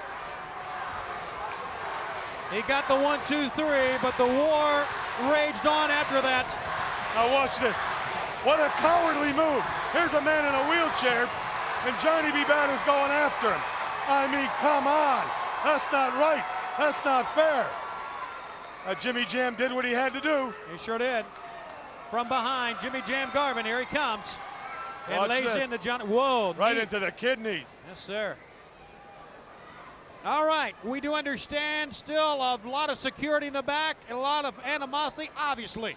Mean Gene is back in the middle of it in the dressing room. All right, Tony, we talked about the tremendous security, unprecedented in World Championship Wrestling history, and for good reason. Vader has publicly stated that if he gets a chance to get to Flair in his dressing room before this match even takes place, out on the Thunder Cage at Super Brawl, he'll do so. Officers, if somebody can accompany me, I'm going to try, thanks, move that barricade down. You see if our camera can come along here. Geez, that doesn't sound good back there. Things are very loud. Please, yeah, right. Boy, this, I don't even want to think what this is all about. What's going on here? I imagine with an attitude like that, it's going to be pretty tough for me to get anything out of Vader. No. Hey, just a second. Here. Yeah. Excuse me, Vader. Hey. What, can I talk to you? No interview. No interviews. You heard it, Tony. And Bobby Heenan, let's get back to you. God, I don't know what I did to myself. Wow. I'll tell you one thing. Okerlund must have a death wish walking down that hall, sticking his little scrawny, furry nose in the dressing room. Well, Vader, I would say Vader is prepared, but then again, he's always like that. Can you imagine he sticks his head in, and says, "Excuse me." Arn Anderson, what an ovation as the Enforcer makes his way to the ring in the first of 3 title matches here at Super Brawl 3. 100% professional, 100% geared, 100% focused. That's Arn Anderson. He's a tough man to beat, Tony, and he just might walk out of here television champion. Another man managed at one time by Bobby the Brain Heenan. He wouldn't listen either. None of them did they? Nope, nope. Well, Arn Anderson has been the World Television Champion on many occasions. But the man who now resides with the title is making his way to the ring. Lord Steven Regal. And Sir William, his gentleman's gentleman. There you see the Anderson fans here and what they think of Lord Steven Regal. I've said so many times, Regal has tons of wrestling ability. Does he ever? But he still continues to win matches thanks to the antics or the interference of Sir William, which is beyond me. I don't know. Oh, I think you're seeing that, Tony, through distorted glasses. All right, we're set for the TV title match. We go in the ring to Michael Buffer. And now, ladies and gentlemen, the WCW and Super Brawl 4 present the battle for the World Television Heavyweight Championship. When the bell rings, the man in charge of the action will be referee Randy Anderson.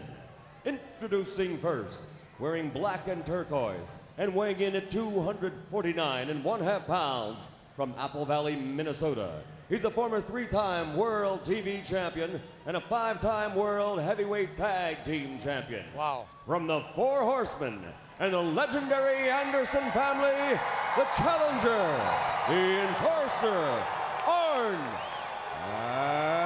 Anderson. He's the enforcer, all right. He's the man. And his opponent, escorted by his advisor, the noble Sir William, comes to the ring wearing a royal blue, trimmed in red. He weighs 18 stone, 2 pounds. He's the former European Tag Champion, the former European Heavyweight Champion, the former All Nations Heavyweight Champion. Ladies and gentlemen, from Blackpool, England, presenting the World Television Heavyweight Champion, Lord Steven Regal. And he is Regal, all right, Tony.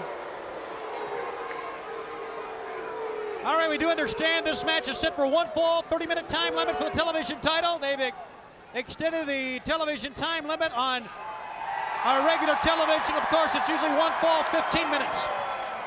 But Anderson now has 30. And there's the belt. The WCW Television Championship belt. Anderson has been there before, and I notice...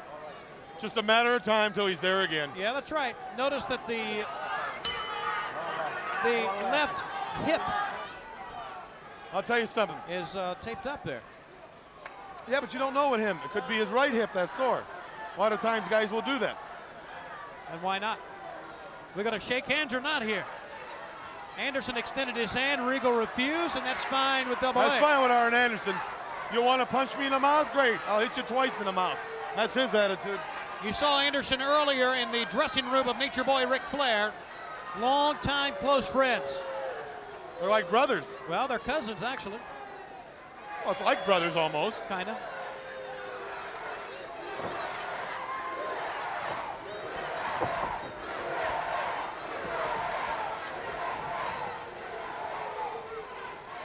Neutral position, and this is where Regal excels. Any type of wrestling hold, give him the nod. Although Anderson is a complete wrestler as well. Be very interesting in many ways. He's a tough customer. But you see, you always have the advantage when you're the champion, because he doesn't have to go out there and beat Arn Anderson. Arn Anderson's got to beat him. That's exactly right. So he can take all the time he wants. He can take all the walks he needs. He can talk to Sir William all he wants. Uh-oh, what was that? Slapped him inside of the head. The old earshot, huh? As Sir William has problems again with the fans at ringside.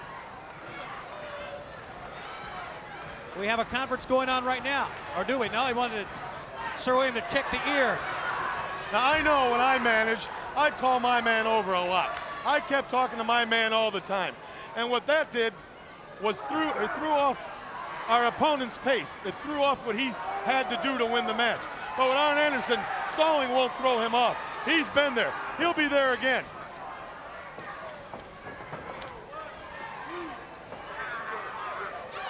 Again, apparently that lockup really hurt the ear of Lord Steven Regal. I can throw your whole balance off. Well, that's true. So Anderson should hit him there again. That's what I do. Right. I'm talking like you. Well, now you're making sense for once. Give me $50. We'll call it even. No. Okay, dinner's on you. Side headlock by Anderson, just squeezing on that ear now. I think right here, Regal's lucky. The ear is hurting him, the right ear, and that's up against the muscle of Arn Anderson, not the bone of the forearm. See, now look at Arn here. He's taking his time. He's stalking him like a big putty, looking at a canary. A big what? Putty. Keeping it simple for the humanoids out there. Cat, C-A-T. For those of you who watch the Cartoon Network, I'm sure you understand what Bobby means. Hanna-Barbera. Great stuff. I remember the other day when, I'll tell you about that later. Good. All right, once again, neutral position. Quickly, Regal goes to the wrist lock. Lord Steven Regal and Arn Anderson. Television titles on the line here.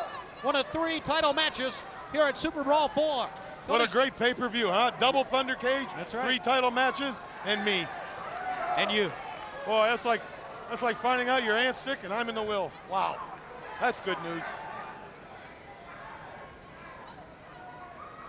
Full arm dragon twist again by Regal. They will be lowering the Thunder Cage very soon. You notice it's hanging above us? Yeah, you got any friends at home, call them right now.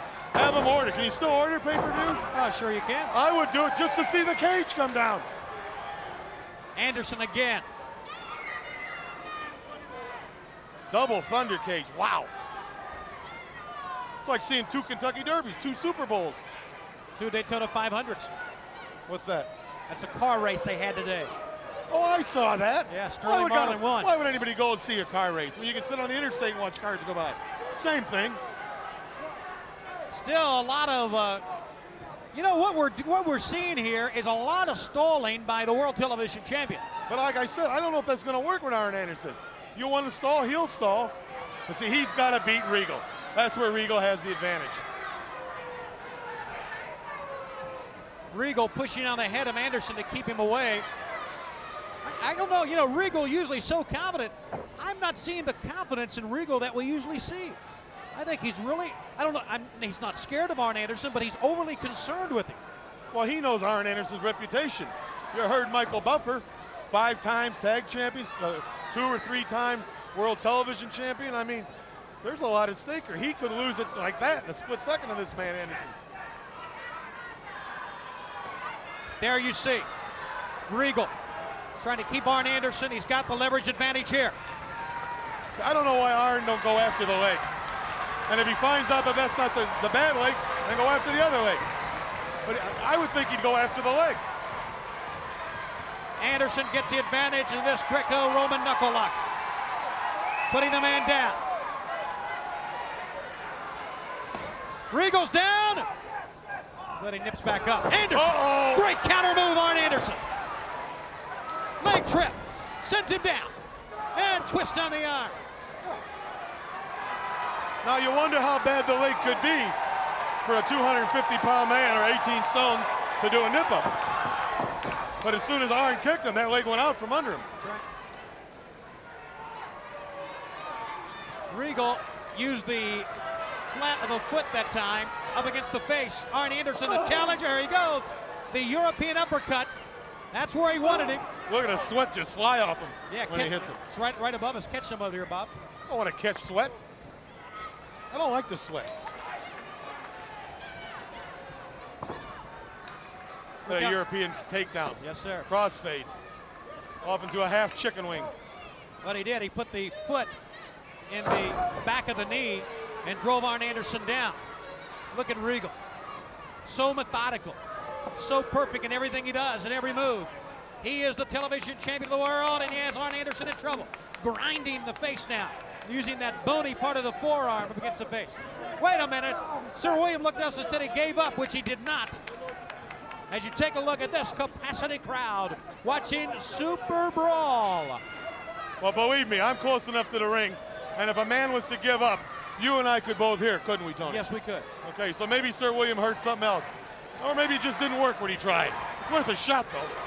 Well, I can hear everything that goes on in that ring, and no one's given up yet. Everything you'd ever want to know, I can hear in that ring. Even a lot of things we don't want to know. Good reversal to a hammerlock from Anderson. He may be going with a hammerlock slam. Here it is. The Anderson hammerlock slam. Wow, did you hear what Anderson just said to him? What? Well, I can't repeat it, but I don't think he can do it. You didn't hear anything. Yes, I did. You think I just make up stuff? Yes, I do. Gordon was right about you. Gordon Solie and Larry Zbyszko manning the hotline right now.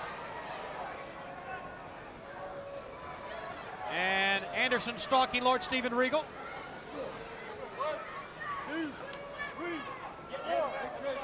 And you hear Randy Anderson calling for the break. See, there hasn't been any real high aerial moves. It's basically been wrestling. That's right. Regal wants to wrestle, Anderson will wrestle you. That's right. Regal wants to mix it up, the brawl. Anderson can do it. That's why he's the enforcer. And vice versa. Isn't that what I just said? Well, yes, but I'm trying to make it clear to the people that are tone deaf.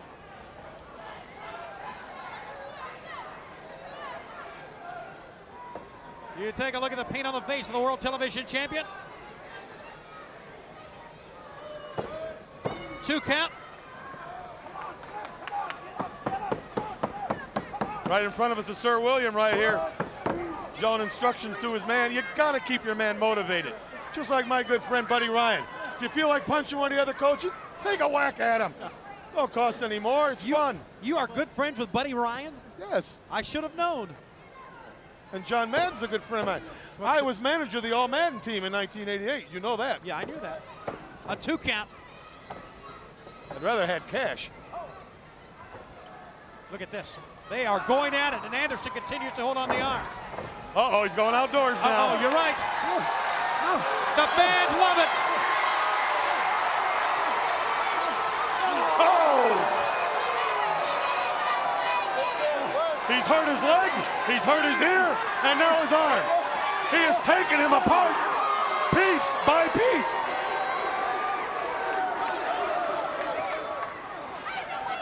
Well, if I was Sir William, I'd take that umbrella there and I would harpoon him so fast, he'd be shish kebab for a week.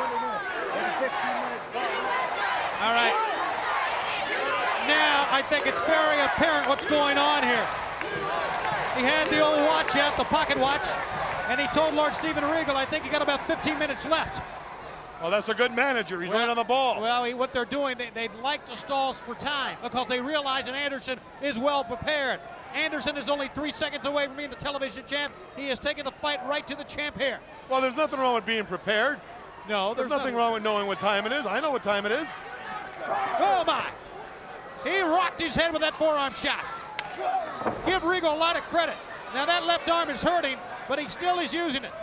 Oh, he's a competitor. He is one tough customer.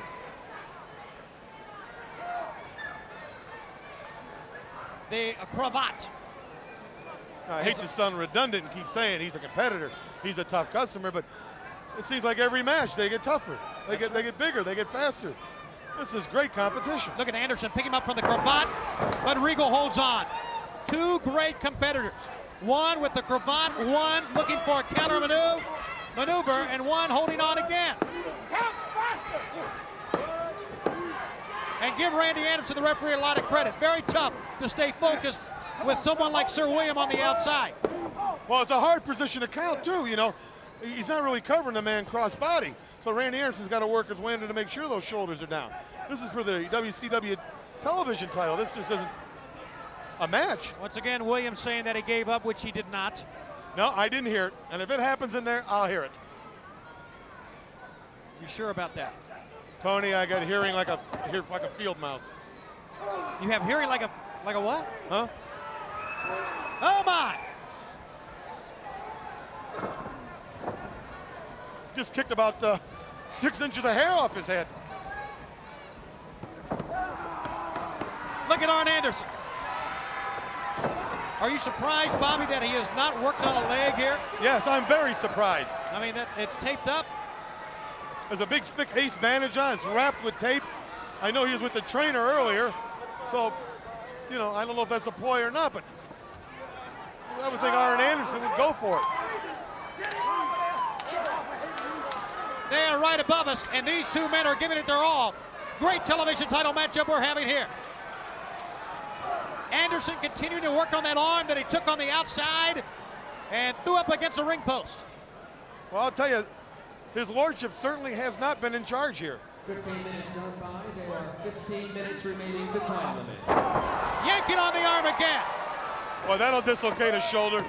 Remember, the primary moves are the European uppercut for Lord Steven, the cravat, and the regal roll, all used by the arms. And Anderson attempting to take the arms away from the World Television Champion here. But Regal just letting the pain, or forgetting the pain, I guess I should say, and going right back to the attack again. But imagine what they're going to feel like in the morning, Tony. Wow, you're right, Bob. Win or lose. He is grinding the bony part of the forearm up in the eye socket. And that even sounds painful. Now, see, the only thing he's missing right now is his lordship should have his wrist tape.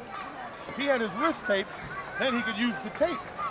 You see? Yes. When you tape your wrist and you put it in a man's eye, perfectly legal. You can do it all you want, Tony. Get some tape and I'll show you. I'll wrap my wrist later and rip your eyes. Arn Anderson, as the cravat is on.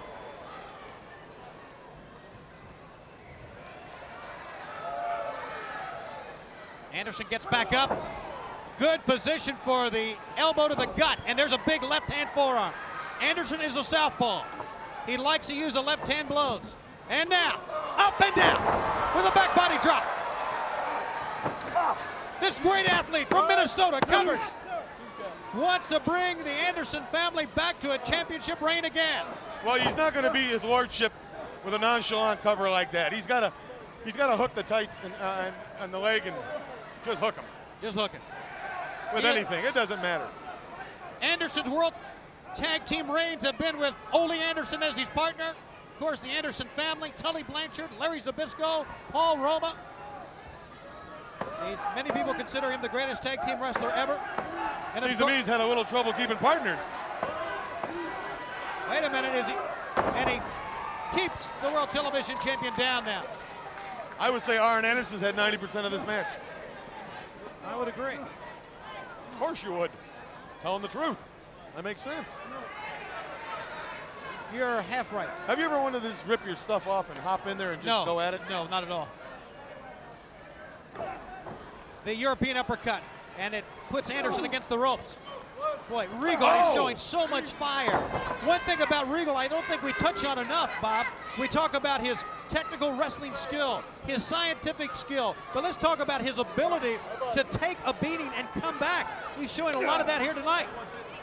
Well, what you're trying to say is the man can take a lot of punishment. I think that's what I said. Well, that's why I heard it. Oh, there's no doubt about it. He's an extremely tough competitor. Anderson over top of him. He's got Regal in trouble. This is where Anderson's at his best. Regal rolls on the outside. And I tell you what, it's not a bad move at all. No, it's not. He's going for the watch again. Sir William, let's see what time it is.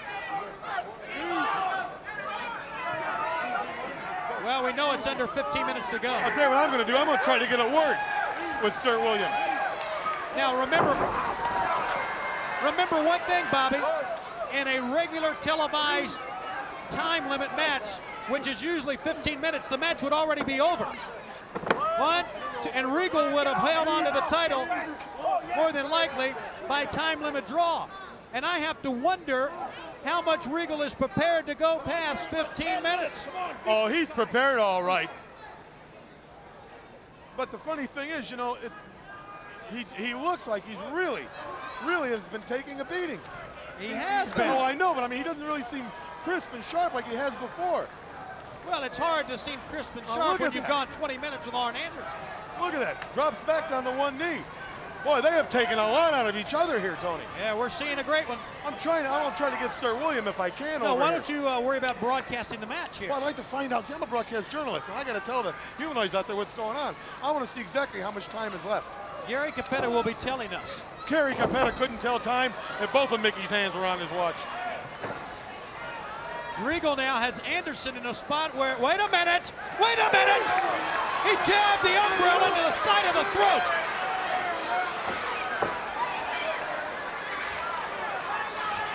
And Anderson may be bleeding from the mouth now. So there's your great scientific wrestler. It worked. It worked. Remember, Tony, if they don't catch you, Ladies and gentlemen, 10 can minutes do it. remain. The time limit, 10 minutes. Sir William, Sir William, Sir William. Gary just told you how much time is there. I don't believe Gary Capetta. How much time is left exactly? 10 minutes exactly, sir. Let me see that watch. English time, goes to a quarter of an hour. That's right, 10 minutes. Yeah, all right. Get back and hit somebody else with an umbrella. Leg takedown. Trying to get him over possibly for a half crab here. That's what he's got. Sitting down on it. A half crab and using the ropes.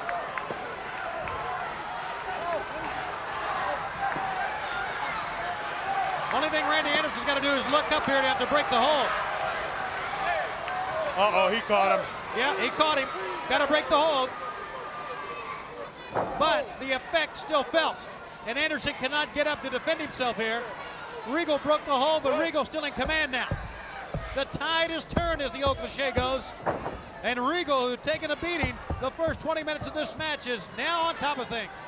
Or another old saying, the cake is in the oven. That's right.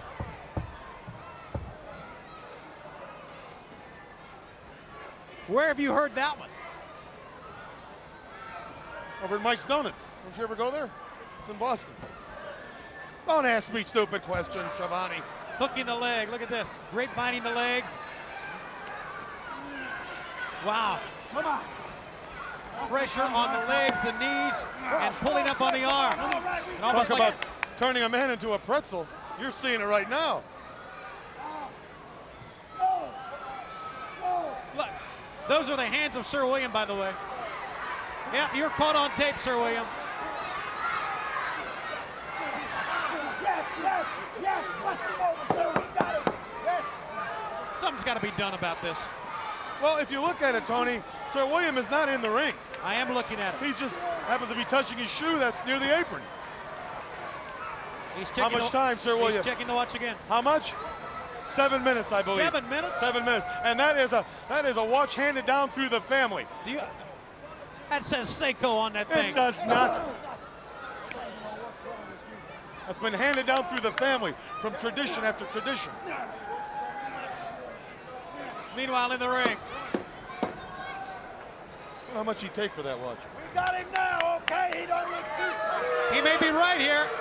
I mean, Lord Steven Regal is grinding the forearm into the face. And look at this. Arn Anderson is going to have a puffy face tomorrow. But Anderson now working on the leg. Now going after the leg. Uh-oh. This is bad. This is bad, Tony. The fans are standing. We're going to have a new champion. Anderson took enough. He's going to put a figure four on. Oh, but Regal escaped. Boy, the fans love that one.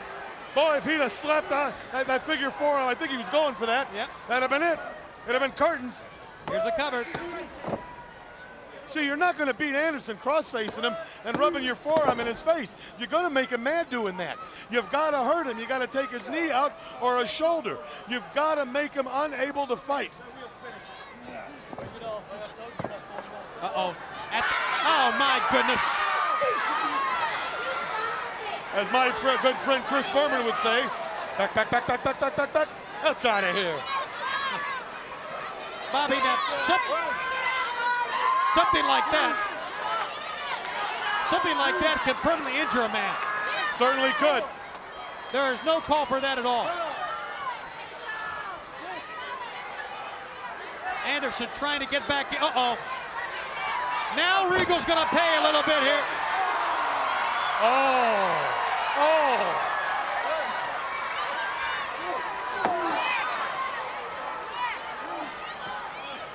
Well, the glitter of Johnny B. Bad is still with us. Single leg pickup now. Anderson. Oh, he's bending it the wrong way. It don't bend like that. This reminds me of Joe Theismann. Remember how his leg looked after Lawrence Taylor took it out? Yes, I do. That's what's going to happen here. And he's jabbed the knee right down to the mat. Oh, my goodness. He'll be able to tie his own shoes with his teeth. Regal trying to escape. Regal almost pinned him that time. What a great World Television title match. The first of 25 3. minutes gone by. There are 5 minutes remaining to time limit. 5 minutes. Yeah, but we don't know about Capetta. You know, he's got one of those cheap hustle watches you buy for 35 bucks, a knockoff. Not a real watch the guy has. That is the official time, by the way, so we have to go by Capetta.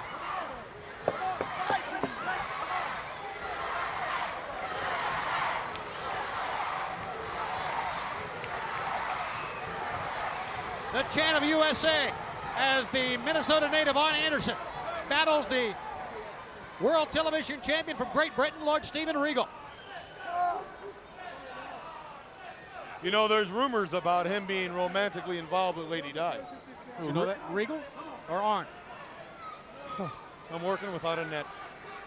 Regal, the lordship, his lordship. There you see the Thunder Cage above as we are under 5 minutes. And Anderson hits hard.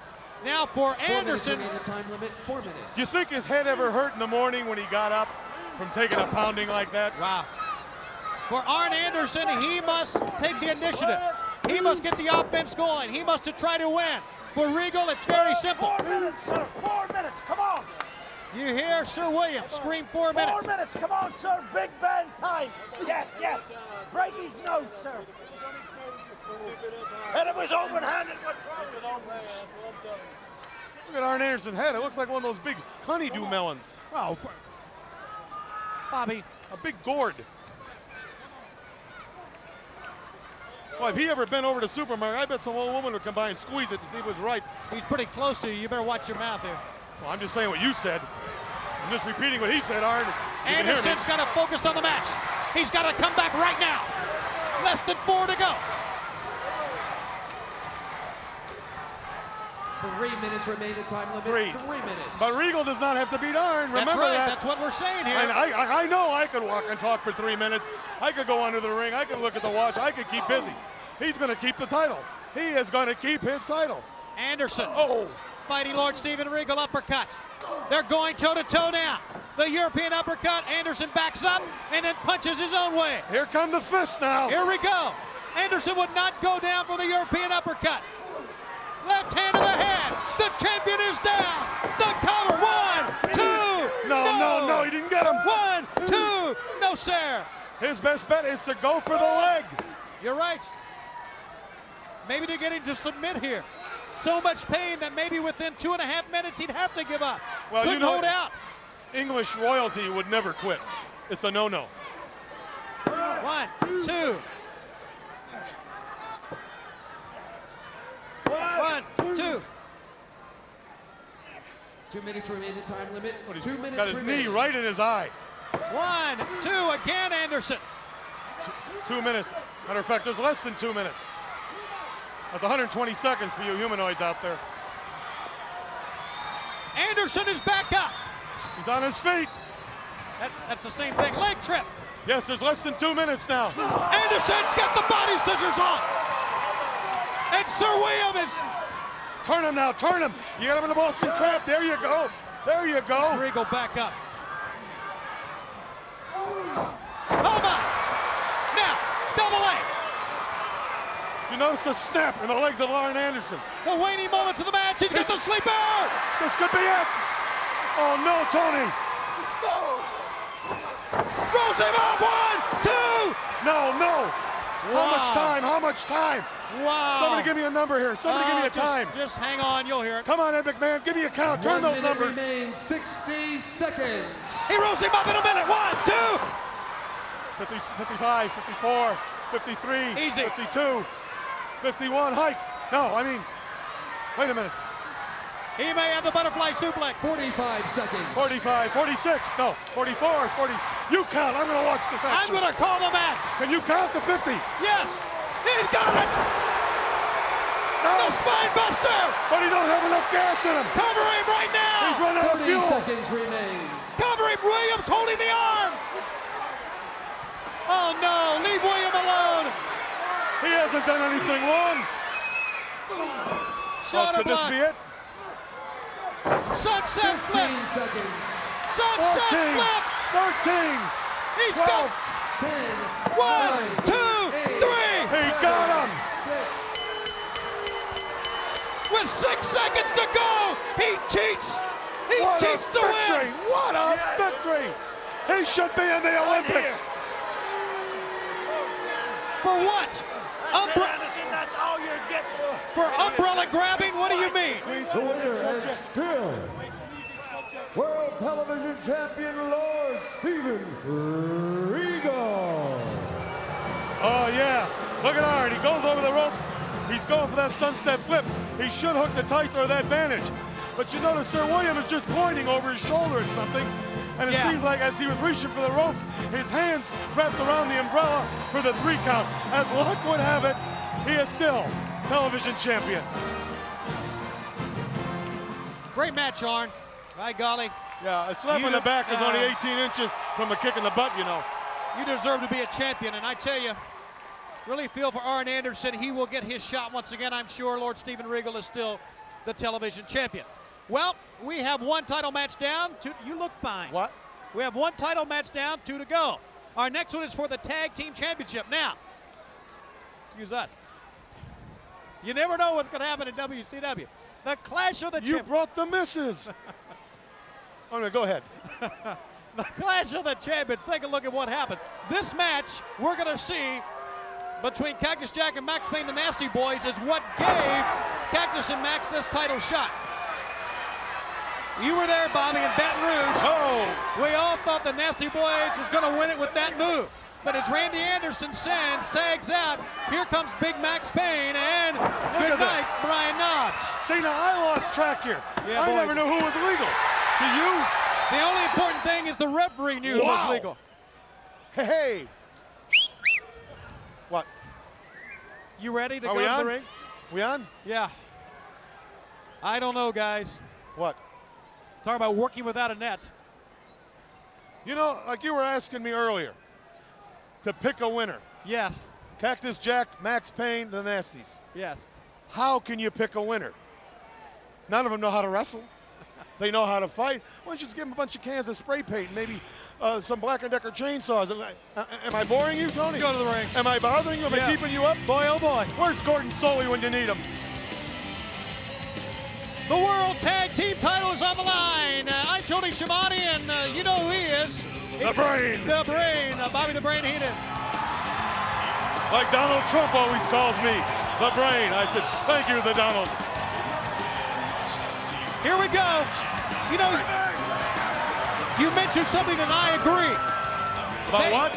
I agree with one thing. All 4 men do not wrestle. They fight. And this for the tag team title is going to be a fight. Max Payne has credentials. He can wrestle. But so much of this other oddball is rubbed off on him. They're both nuts. Well, I think we knew that. I mean, they go to the psychiatrist's office, he makes them lay under the couch. You take a look at this capacity crowd on hand. Oh, rock and roll, and I like it. It's time to get nasty! Yes, stop, baby! You know what they're doing with that guitar. That's right, Tony, baby! It's time to get nasty! I guess Max Payne is quite an accomplished guitarist. He really is. And that's what they're doing right now. They're sticking it right up his nose. The Tag Team Championship is on the line. And no Missy Hyatt. You're right, no Missy Hyatt. Now, she's a beautiful lady. She is charming, she's elegant, but you know where she is? Where? I heard she's at the Mayo Clinic having her gums And now, ladies and repaired. gentlemen, man New your gums put battle in. stations. I'll tell This you is why. for the Tag Team Heavyweight Championship of the World. Man in charge of the action, referee Nick Patrick. Introducing first, the most bizarre tag team in WCW history. Wearing black trimmed with skulls, weighing 389 pounds, from the state of Euphoria. The master of the painkiller, he is Max Payne. Yeah, he's and all his there. partner, weighing 307 pounds, wearing black with gold. He's the most unpredictable, unorthodox wrestler in the world. He doesn't know the meaning of the word pain from Truth or Consequences, New Mexico. Cactus Jack. Bang, bang. And their opponents, at a combined weight of 598 3/4 pounds, wearing black and splash. They are the meanest, the scariest, and the oh so dangerous Tag Team Heavyweight Champions of the World, Brian Knobbs and Jerry Sags. They are the Nasty Boys. Yes, they are. All right. Now, you were saying about this gum thing, and Well, please you know- remember. Wait, I'll talk to you in a minute, Tony. Do you know this girl? Oh, personally. Where were we? Huh? So as I was saying about Cactus Payne, Max, wait a minute, let me get my bearing here. You were talking about Missy Hyatt not being Oh, here. yeah, the reason Missy isn't here, I hear she's at the Mayo Clinic having a gum replacement. Because you know, Cactus Jack kissed her at the Clash. Yes, he did. You do not survive that. All right. Like I said before, I'd rather kiss a hospital mop than Cactus Jack. The Tag Team Championship of the World is on the line. Cactus Jack and Max Payne. It's going to be Max Payne. The only pain Cactus Jack knows is his partner, Max. You heard the ring announce from Michael Butler. Only in World Championship Wrestling can a man come in wearing black, trimmed in skulls. And that's Max Payne. Boy, I bet on their days off, these two guys just ride down the highways to find furry things on the road and play with them. They're strange, Tony. Brian Knobbs. This is going to be a collision. Here we go. Oh, my! Waist lock. I don't think Knobbs expected that. That's nasty. We start out with a wrestling hold and a great wrestling maneuver. See, like I said, he's probably the only one in the ring that has the credentials to wrestle. The rest of them are just nuts. Well, now Sags is going to try his luck. All right, let's see what Max will do here. Believe me, they're worried about this team of Cactus and Payne. Of course they are. There's a lot at stake here. There's a lot of prestige, a lot of money, and your flesh and blood and your skin and bone is here too. All right. To the midsection. In the ropes. The foot is caught. Max Payne hoists him over. Again, a wrestling maneuver. And outside goes Jerry Sags. You notice the Nasty Boys are not going head on. They're not taking it right to Cactus and Max. They look a little standoffish. And I think these two moves by Max Payne are going to set the tempo for the evening and for the match. They're concerned. And they should be. All right. We have seen in this match where we anticipated a fight, a brawl. We have seen a man with tremendous wrestling ability in Max Payne wrestle just 2 holds, 2 moves. And so far, he's had the advantage both times. And so far, he's got the WCW Tag Team Champions wondering a bit. Here we go. Now the brawling technique from the Nasty Boys. Max into the ropes. Max hooks him. Max takes him over again. Oh my God! Look at this. Look at Max Payne. I'm getting out of here.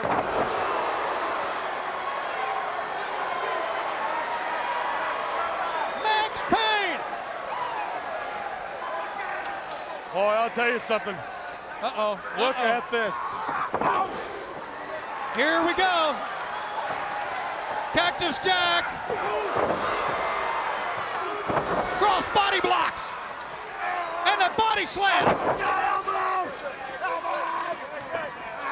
An elbow drop. Oh, it's out of hand already. It's obvious the referee is not going to be able to control this match. It's not out of hand if this thing is being dominated by Cactus and Max. Look at this from behind. Now we're getting to a fight. Max Payne has been the dominant man in this match. I'll tell you something, Tony. Not once during this whole match has the Nasties been on top. Right. They've been in reverse gear all night. And I'll tell you, I'm looking right across the ring right now at Brian Knobbs and Sags, and their eyes are glassy. Yeah. They got cobwebs, pal. Yeah, they've had their bell rung. Yeah, you can. Get your faces! You can see the eyes of the Nasty Boys.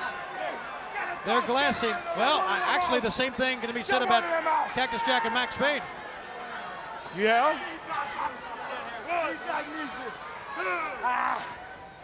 Never seen anyone take the fight to the Nasty Boys like this at the beginning. And they look at this.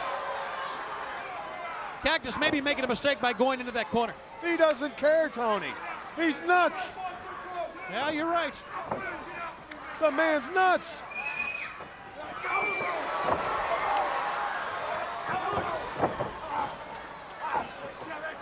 Watch out.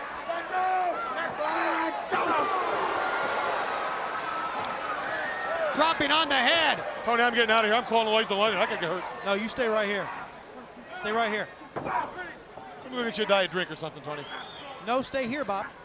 Meanwhile, in the ring, Knobbs wishes he was somewhere else, too.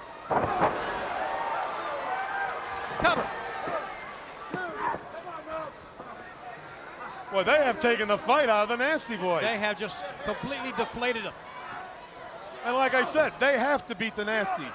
The Nasties don't have to beat them. And I think they know that. And I think that's their plan, to go out there and just beat the Nasties. Whoa, boy. You're not going to knock this 300-pounder off his feet unless you double team him. Well, they took his knee out from under him. I don't care how big you are. With no knee, you don't work well. And now the Nasty Boys.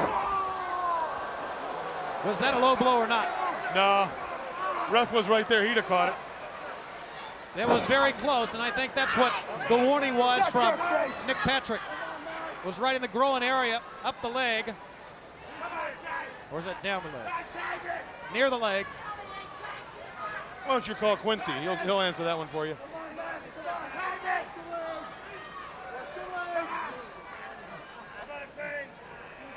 You hear the referee, Nick Patrick, say, how about it, Payne? Max Payne is in a lot of pain right now. It's time to make a wish. Yeah, it is. You know, in an effort to keep a 300-pounder off his feet, they are doing a pretty darn good job of it. It's going to be hard for Max Payne to maneuver, and he looked oh so good at the beginning of the match. Yeah, but don't forget, standing on the apron is Captain Schizo. Oh, he picked him up. Max Payne just did not have enough force with that one. He's had a lot taken out of him in a short period of time. Looks to me like the Nasties are in control now, and they're lucky. Uh-oh.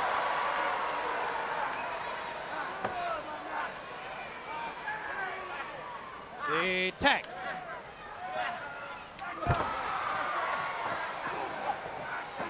And Cactus Jack to the midsection. Cactus Jack with a knee lift. Cactus Jack takes the other one out. Oh my! Bowling for dollars. Well, that's hitting the 7-10 split right there, Tony. Cactus Jack was going to come off the apron on to Brian Knobbs, but Sags, they pulled the mat back. Time to rearrange some furniture. Oh my goodness. Oh my.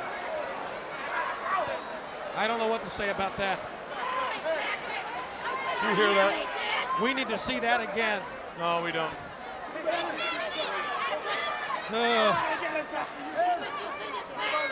This match is, if this match is not over,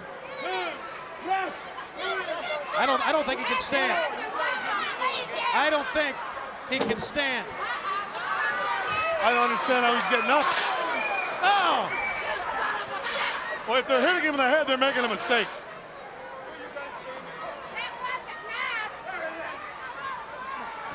He's coughing up blood. Oh, better get him some help. Yeah, we need some help for Cactus Jack. Oh, for crying out loud. This is not pretty, and we didn't expect it to be pretty. All right, let's take a look at it again, Bobby. Look at this, Tony. Flat on his back on the cement floor.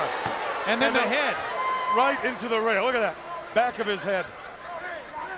All right. No. A horse. A horse would still be laying on the cement. Yeah, you're right. So would a gorilla. You're right. But he's back on his feet. And the people are standing here in Albany, Georgia. He's not on his feet. Good work in the truck. Getting us those shots. You know, at one time I really thought Cactus and Max were going to do it.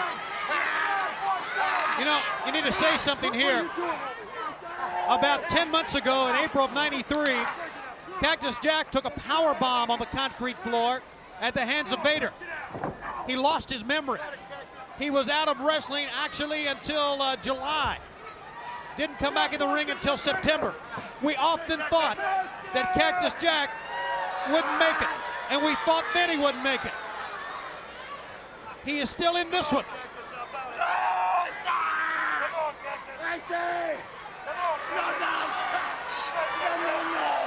This is nuts. And He's Max, probably having the best time of his life. he may be. I mean, he's probably enjoying himself.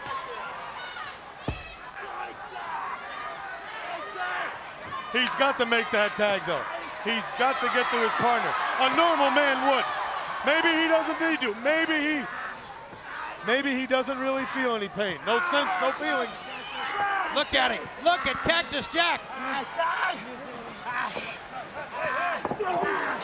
And Max Payne has had enough of this double teaming. You're hitting the wrong one. Hit the guy in the hold. The guy that's applying the hold. Well, you're right. Now the referee. Good job, Nick Patrick. And look at Max Payne. How He about can make that? the tag. He's close enough to make the tag, I believe. He Tagging with the wrong arm. Use the other arm if you want to make the tag. Yeah. Well, the referee's not going to allow this. He is going to send Max Payne back out. I'm amazed that Cactus Jack is back on his feet. Yeah, I am too.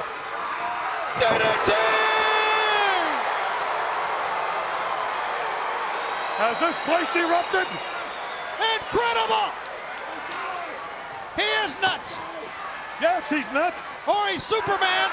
No, he's nuts. Now Max Payne. And believe it or not, there's the sane one.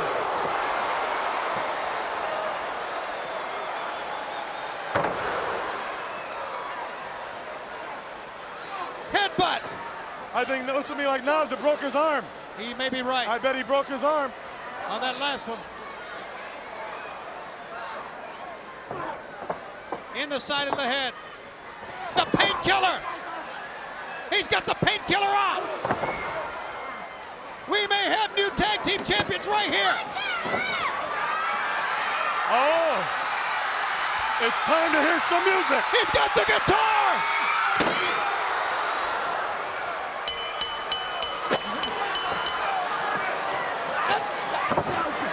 That's the bell. It's a disqualification. The Nasty Boys will keep the belts. Talk about make it or break it. There's your hit parade, Tony. He got him good. Cactus Jack and Max Payne are laid out. They win the match. Has disqualified the Nasty Boys, but in a disqualification, they do retain their championship. Still tag team champions of the world, the Nasty Boys. All right, Bobby. Here's some of what went on. This is where I think he hurt his arm. I don't know how to explain this. Notice his right arm. He goes right down on it. Wow. I believe he broke his arm or wrist there. But I can't describe the action. There was so much of it. Look at this. Look at that. That was the first hit. And here's the second. Well, you live by the guitar. You can take it with the guitar, I guess. I don't know what to say. All right, back in the dressing room area, still a lot of tension as we go to Mean Gene Okerlund. Well, you know, Tony Schiavone, I'm standing back here right now with Ricky Steamboat, with the Nature Boy Ric Flair. We have just seen that exciting tag team match, and all of us back here are shaking our heads. What those four men did to each other is absolutely unbelievable. By the way, ladies and gentlemen, and boys and girls worldwide, don't forget, the hotline is going to be open tonight immediately following Super Brawl.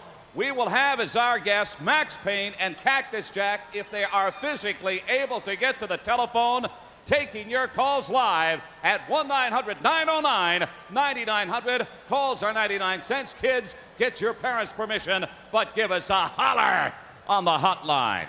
Ricky Steamboat, come on in. Nature Boy Ric Flair, the WCW Heavyweight Champion. Come on in with your title, if you would, please. I want to see that. So much focus put on this match in the Thunder Cage. You know the feelings of the Dragon Ricky Steamboat. I do want to point out for the record that there are a lot of people watching this match or looking forward to watching this match tonight, Ric Flair, including a man, I've known you for many years, including a longtime friend of mine who is sitting down in front of his television set in Clearwater, Florida with his family tonight. You know I'm talking about the great Hulk Hogan. And certainly he has expressed interest in this match. He's going to be watching. Well, Gene, you and I have talked about it many times. If Hogan and I ever hook up, it'll be the biggest thing in the history of professional sports. But I'm focused tonight on Vader. Vader, I'm looking at you as something I have to beat, someone I have to move aside, someone I have to get around to go on with this career.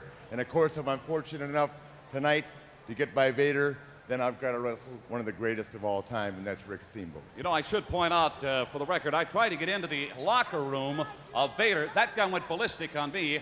What he's going to do in the Thunder Cage is only speculation on my part. Ricky Steamboat, you are going to be watching this one anxiously also.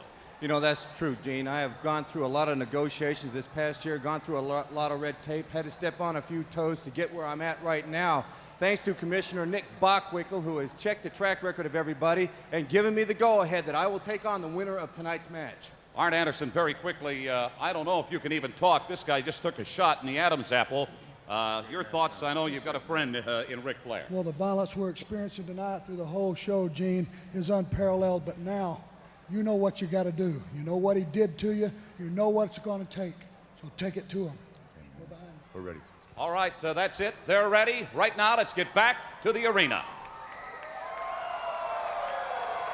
All right, our thanks to Mean Gene Okerlund. Quick, everybody, check your wallet. It's dark, and Bobby the Brain Heenan's in the building. Hello, are we on? Yeah, we're on. Yes, you're right, Tony. Everything you said is right. I'm in the building. We are waiting the Thunder Cage. Well, that's what they should put Max Payne and Cactus and the Nasties. Well, Bob, in your first WCW pay-per-view, I'm impressed. It's something else, isn't it? I am impressed. Where have I been all my life? This is for me. This is World Championship Wrestling.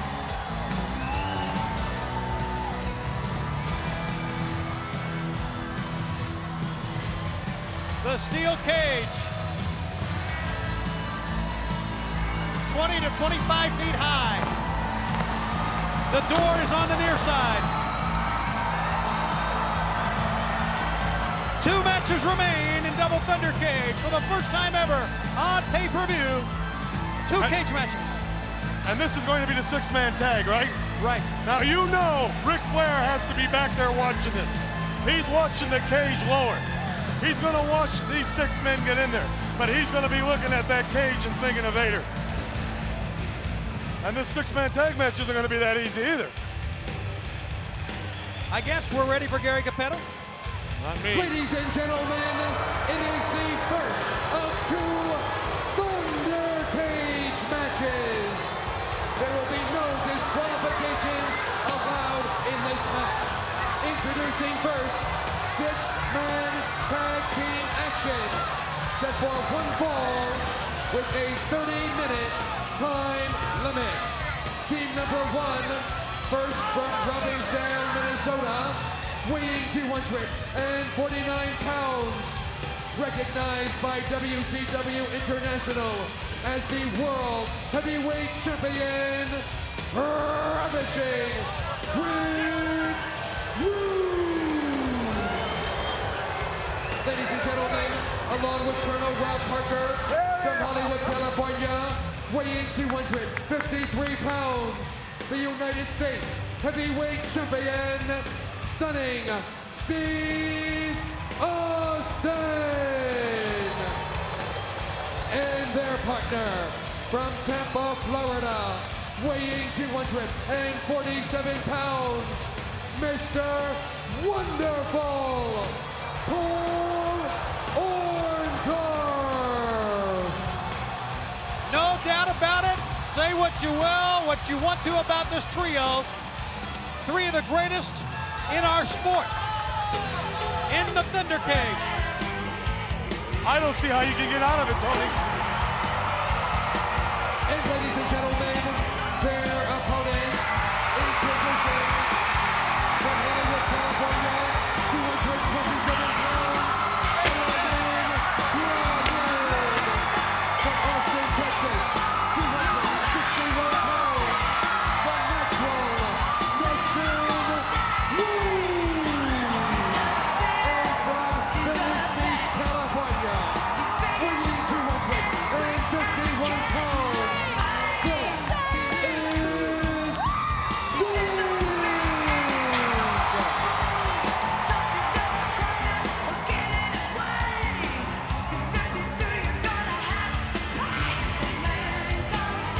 Six-man Thunder Cage. Remember, anything goes. Randy Anderson only in to count a winner. We talk so much about revenge and Vader's revenge and Vader wanting to get back at Ric Flair. There's a revenge motive also. It's the man standing on the outside, Colonel Rob Parker, dressed in white. He wants revenge for having to don the chicken suit on WCW Saturday night back about 21 days ago. And he wants revenge on one Flying Brian. All right. Well, there's a lot going on, Tony. A lot at stake. I wonder if I can get word from the dressing room area on the condition of anyone.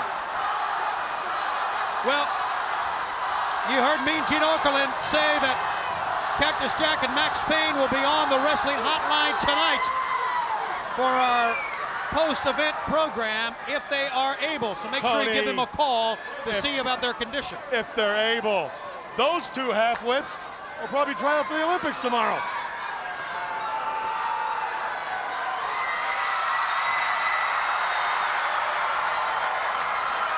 Sting and Rude. These 2 men have battled for the world title, for the U.S. title. They know each other quite well. And Rude and Sting will, I guess, officially lock up to begin this match. Oh, forget about the lockup. Rude, forearm shots.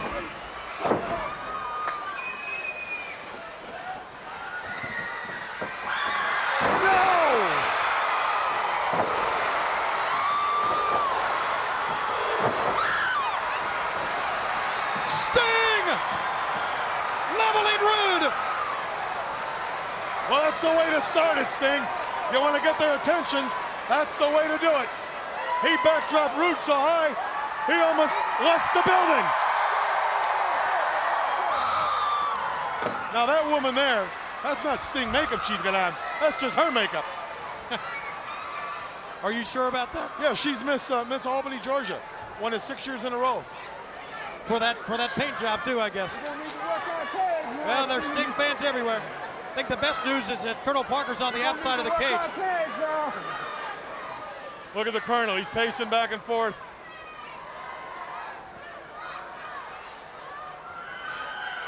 And you know they're gonna start using the cage. Oh, absolutely. You know that. Tony, I could get hurt out here.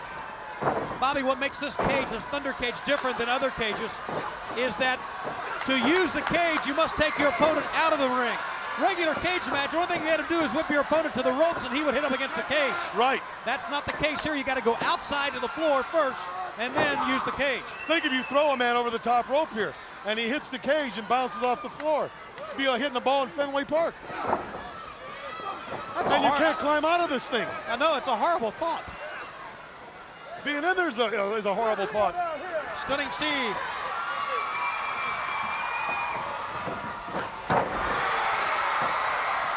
Sting, shoulder block. Steve up to, He blew his knee. Now what had happened? Would he have to go back to the dressing room? Would it be 3 against 2? No, get the knee. There's the great move. Oh no, there it is. Scorpion Deathlock.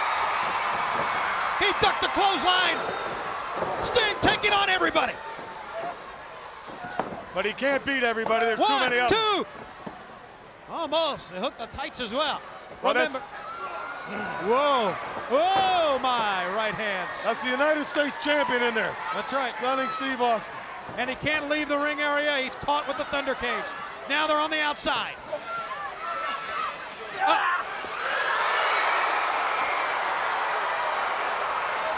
And Flying Brian. Tony, I've never seen anything like Super Brawl. This is great. Oh, got permanent check marks on his back. Rolls him in. The Stinger. Flying Brian. Do you remember how to film Stunning Steve? Boy, there's no love lost here, is there? Not at all. And Parker made a wise move, dumping the weak link of the team. I don't know. That's what he told me. That's what he told you, but they were certainly one of the greatest tag teams ever. Dominant team of 1993. Now enemies. Brian on the outside. He hit the apron. And they're going at it. Flying Brian chasing Stunning Steve. Oh my! He hit his forehead on the rail. On the Thunder cage. Look at the size of this cage. Look at this. Look at this, Tony. Dustin Rhodes. Who is legal, or does it matter? I think Stunning Steve and Flying Brian are. Watch out again.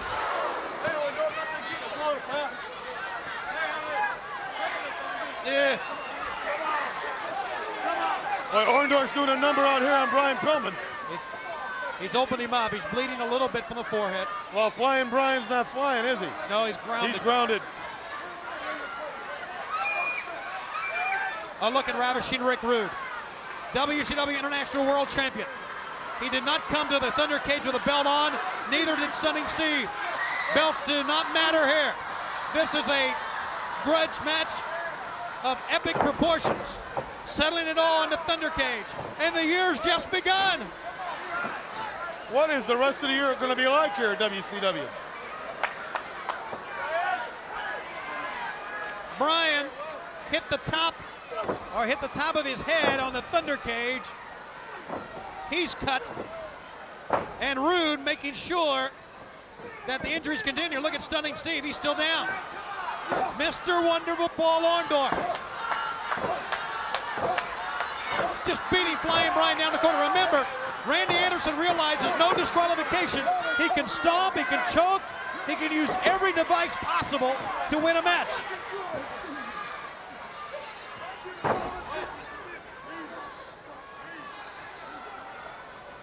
6-man Thunder Cage. First time ever. A double Thunder Cage event on pay-per-view. Flying Brian's got to get back to his corner. You see? He should have ran right for his corner. You're right. That's a good point, Bobby. Waistlock. Oh, my. Belly to back. On the neck. Wow, you are seeing some great action here. Tag. An injured Flying Brian. A helpless Flying Brian right now. World champion Rick Rude. Up top. Oh, no. He couldn't get up. The fans were behind him. Dustin and Sting. 1, 2. No, sir. Dustin and Sting were encouraging him on, but he could not get up. Well, he's got to get to that corner, Tony. That's the only thing that'll save his hide. And I hope Flair's back there watching this. You know Vader is. You know Vader can't wait to use this, I would say, a couple of tons of steel to his advantage. Flair's best bet is to turn the TV off. He don't want to see this. Now, I'm not sure if Vader's watching this or not. He may be tearing up another dressing room. He may have smashed his TV. Stunning Steve. And once again, a helpless Flying Brian. Oh my, they're just taking their shots at Flying Brian. Well, like you say, anything goes, no disqualification. Go do it. I can't wait to see this Saturday on WCW Saturday Night. Just see if anybody will be able to walk. Yes, it's a good point, Bob. I bet you most of the wrestlers here will be in body cast. Knee. A miracle that Flying Brian can get to his feet. Oh, boy, did he ever! What a move! How about that? Now, can you make a tag? Oh, Sting wants in there. So does Dustin Rhodes. Tag to Orndorff. Tag to Sting.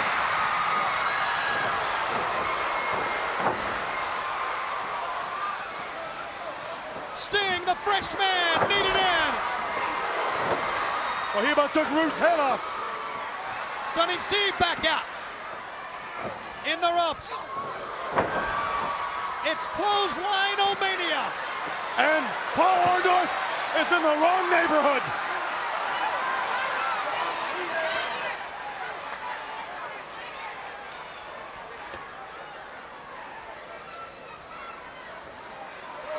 Orndorff in trouble.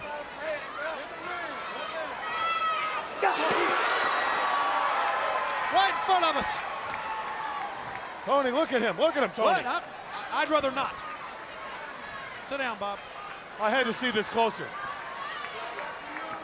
Well,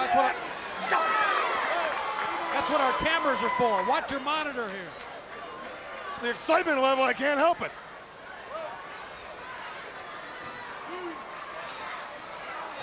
Again, Orndorff. Orndorff's. He's opened up. I think it's his eyebrow. Yeah, it's first time for the Natural.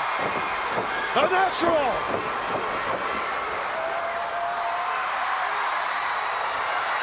We've seen that before.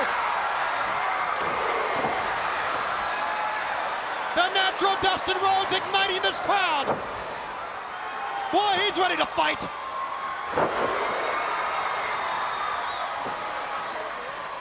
One, two, count along with us, Bob. We're up to 5.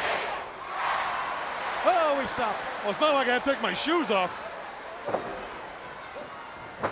Oh, great desperation move by Orndorff. You know, it's got to be a hard thing for the American Dream, Dusty Rhodes, to watch his son in the ring in this kind of a match inside of a Thunder Cage. You know, the feelings of a father. Imagine him watching this. I think it's funny. Funny. Yeah. Tag, Rude. Dustin, who hit the turnbuckle hard, gathers his senses back. Right hand. What a night of action we're seeing. Here he goes. Bulldog.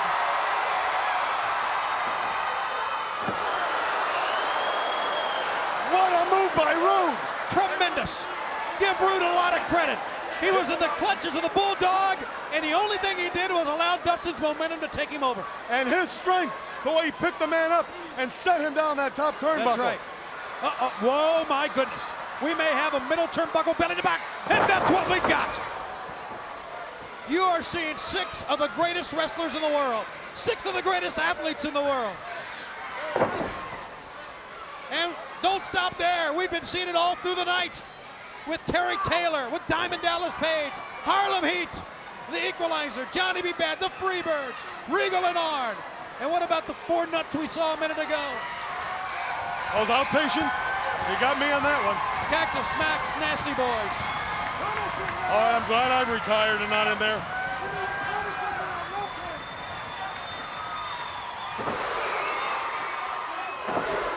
Yeah, the secret of this kind of a match is very simple. You got to keep the man in your corner on the floor so you can utilize the cage.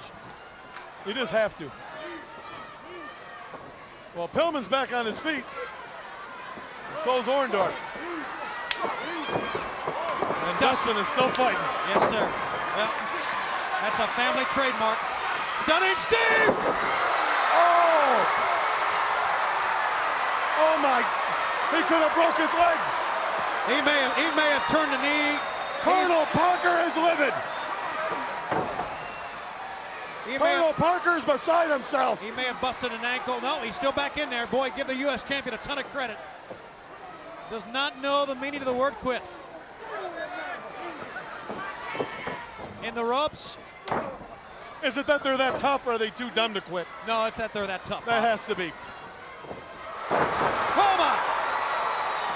It was the back of the head of Dustin in the mouth of Stunning Steve.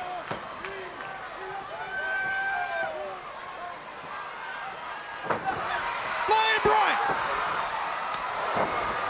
But don't forget, he's hurt. He's been opened up. You can see it, but he's got a lot of energy left, apparently. Big back body drop. Look at that! So much for that conference. Oh, he sees it. That's right. He sees red. Literally. We got all 6. It's Thunder Cage. Tony, I'll see you in the parking lot. I'm getting out of here. What? Tony, who knows where they're going to go? They might tip the cage over on us. Look at this. Rude is out. Double team. Who's legal? Brian is. Look at this. 1, 2, 3. Ladies and gentlemen, the winners of the match, the team of Flying Brian, Sting, and the Natural, Dustin Rhodes. Sting and Rude. They're still going at it, Tony. Sting and Rude are still going at it. Let me out of here. Oh. He slammed the door. He slammed the door on Sting. He gave Sting the rude awakening on the floor. Sting is down and out. Boy, did he take one in the face with that door. You're right, he took it with the door and then a rude awakening.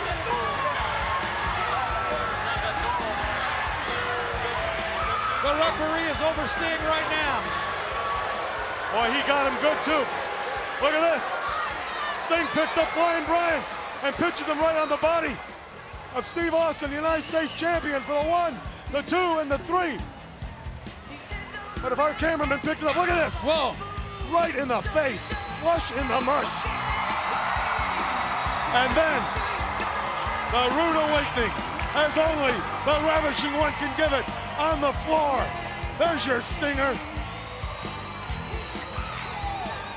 Wow. Having a good time? Huh? You having a good I'm time? having a good time, having a ball. Well, and all of this is kind of just the build-up to the big one. Next. Now, can you imagine what's going through Ric Flair's mind right now? His palms have to be soaking wet. You can hear those knees knocking from here probably.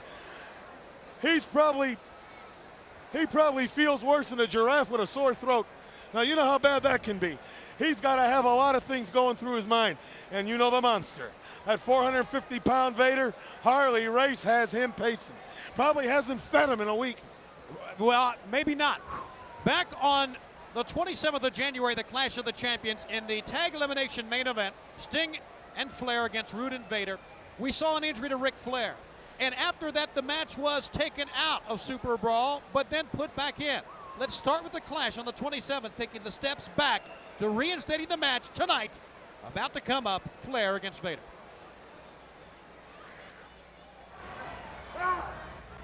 You know, something about being in the ring, Tony, when you wrestle. You can feel a man's strength. You can feel him weaken. You can feel when he goes a little further and has to put out a little more. It looks obvious to me that Vader has Flair's number. He knows he's got him where he wants him. Yeah, but he's not trying to pin the man. He doesn't want to pin him. He wants to break him in half. You may hear a race right over top of us. He's saying all the way to the top. Oh no! Vader's going all the way up. Third floor. What do you think his ETA is? Vader's on the top rope this time. Here they go. I cannot believe it. You know, Flair was in a plane crash. Yeah, How many years ago? 1974, 20 years ago. Your back, I don't care what he says or anybody says, your back never heals after being broken like that. Oh, look at and the him just punishment he's taken all those years. Oh, no. Oh, no, not. It's over, I think. This will be the 4th consecutive time Vader's got it. He's going to end a career right here. What a career it's been, huh, Tony? As Rude goes over the top, they are carrying Ric Flair out. I hope we can get a shot of that because Ric Flair's hurt. I've never seen Ric Flair helped out of a ring like that. Mr. Flair physically is not 100%. And for those reasons, we are taking and postponing the Super Brawl 4. We are postponing the Super Brawl 4 championship match between Mr. Vader and Mr. Flair. And Steamboat. Wait a minute. What is Harley Race doing there? You got me on this one. The referee calling the bell and Vader's come out. Oh, I know what it was. It's a setup. It's a setup. That's like working on the heavy bag, isn't it? Nobody. You know what Vader's doing, don't you, Shivani? What's going on? He's sending a message to the Nature Boy Ric Flair. That's what Vader's doing. We do have Ric Flair on the line. Ric Flair, are you there? Ric? Tony, can you hear me? Yes, we can hear you. You're on with the Commissioner Nick Bockwinkel. Mr. Go ahead. Bockwinkel, Ric Flair. Go right ahead, Rick. I have just witnessed, as most of the world has, another attempt by Vader to end a great wrestler's career. It goes like this. I don't care what it costs, what you have to do, what I have to do, to what length or what measures I have to take. I want back in Super Brawl, and I want back in now. Vader and I've got to settle this issue. I will pay his fines. I will do whatever it takes to make this match come true at Super Brawl. Please. I will call this emergency meeting, and I promise you we will try and get you word before this show is over today. Okay, thank you very much. After deliberating with both the World Championship Wrestling Board of Directors and Commission Doctors, I have reached a decision regarding heavyweight champion Ric Flair's request. My decision is as follows. If Mr. Flair will provide me with a notarized doctor's release by this Monday, February 7th, 1994, by 6 p.m., I will reinstate the title match in the Thunder Cage at Super Brawl. That match will only be reinstated under these conditions. I appreciate the effort put forth by you and the committee, but I promise you this. I will do everything in my power to get a faxed statement to you with a medical release. If I don't, I want you to know this. I will be at Super Brawl. I may not be in the title match, but I'll be in the building because the issue between Vader and Ric Flair is going to be resolved. It has been tremendously busy, and I do want to say that we gave Ric Flair a deadline of 6 p.m. this past Monday. By noon this past Monday, all the things that we required for the World Championship Board, the attorneys and the doctors were in. The match is reinstated. Now, not only is the match reinstated, but because of the intensity of the battles that these people have had, these two men in the past, a special referee is being appointed. I didn't hear anything about that. No, nobody did. And the person who is going to fulfill the shoes of referee that night is going to be none other than the Boss. The Boss. So, there you see And it. now, ladies and gentlemen, the featured match of Super Brawl 4, a Thunder Cage Rumble for the WCW Heavyweight Championship of the World.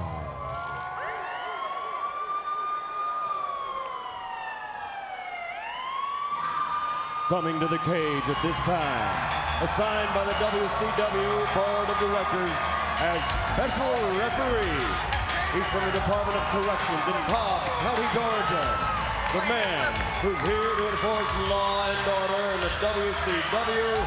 Ladies and gentlemen, the Boss. Special referee assigned, as you heard. That's a bad move, Tony, because he's got a running issue with Vader. They don't like each other. He can't call it down the middle. He's not going to be fair. He doesn't have to call it down the middle. One thing he's got to do is call a 1, 2, 3, or he's got to call a submission. That's all. But does he know that?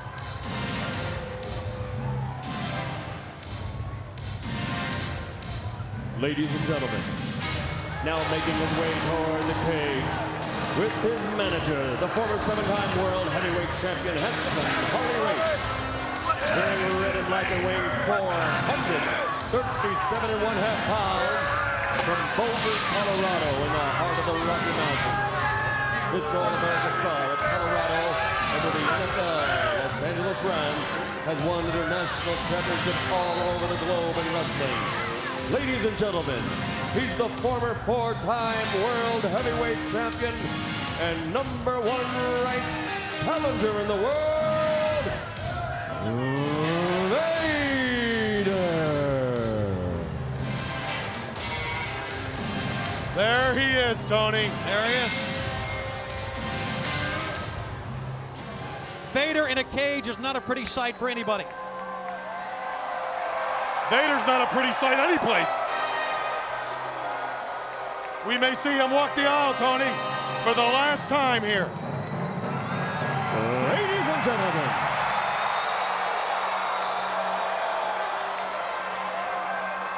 coming to the cage at this time, wearing dark red and weighing 238.5 pounds from Charlotte, North Carolina. Without a doubt, one of the most well-known faces in the history of professional wrestling. He comes in tonight with the title, and he plans on keeping it. Ladies and gentlemen, presenting the 11th time and reigning WCW Professional Wrestling Heavyweight Champion of the World, the legendary Nature Boy, Ric Flair.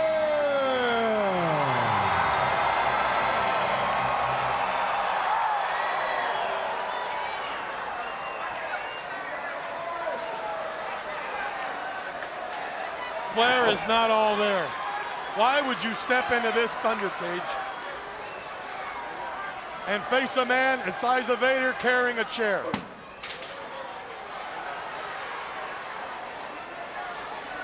And now, ladies and gentlemen, from Albany, Georgia, let's get ready to rumble! Oh, yeah! Vader's got a chair. Boss has got the cuffs and the nightstick. Flair's got the belt. The cage door will be closing in a moment. I never thought it would come to this. What do you mean? The WCW Heavyweight Championship of the World will be decided in a cage. Wait a minute, the Boss has... You don't need to worry about that lock, boss. Wait a minute, you're locking these cable in. Wait a minute. You don't need to worry about no lock. Boss making sure this thing's You don't need to worry about that. Why don't they let Harley Race have the key? In case he needs to get in there and talk to his man. Wouldn't that be nice? It'd be fair. That would not be fair. All right, Doug Dillinger, head of security, handed the gold belt prize. Now remember, Boss making sure that he knows that the keys around his neck, and Vader waits in no time. Flair said at the beginning, he's going to run Vader all over the place. Look at Flair. He's beating Vader down.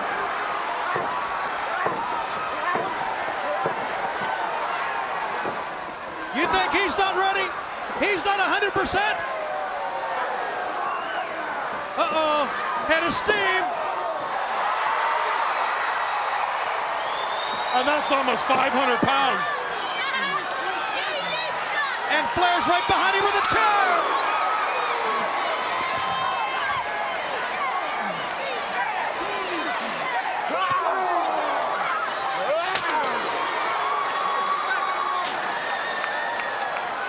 Well, the answer to the question, what's harder, the chair or Vader's head? It's Vader's head. That chair busted up. Did you notice the training Ric Flair went to? Yes. He was running up and down the steps, working out on the treadmill, doing everything he can. Yeah, it's no disqualification in the cage. And 7 times champion Harley Race is beside himself. Now Flair back in it again. You gotta wonder, Flair is staying right at Vader. He is not running Vader around. If you'll recall, yanked off the mask. If you'll recall back at Starrcade, it may be one of the greatest matches in the history of WCW. Flair didn't run Vader there either. And Flair, oh my, the big guy over the top, and Flair made a mistake. He ran at him. Something you don't want to do. Not at all.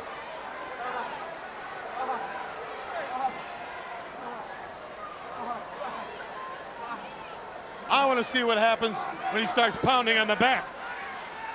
Come on, Vader! Oh, yeah!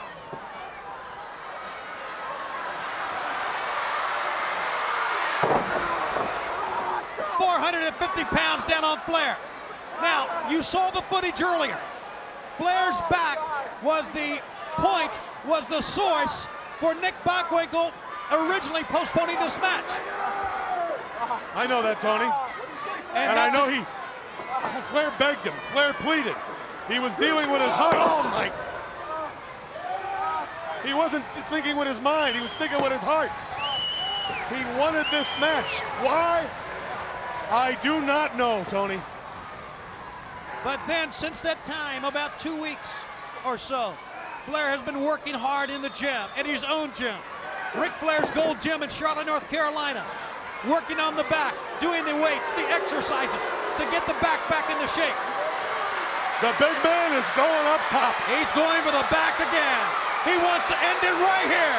450 pounds, down on the champ. No, sir. Oh, it's Flair lucky.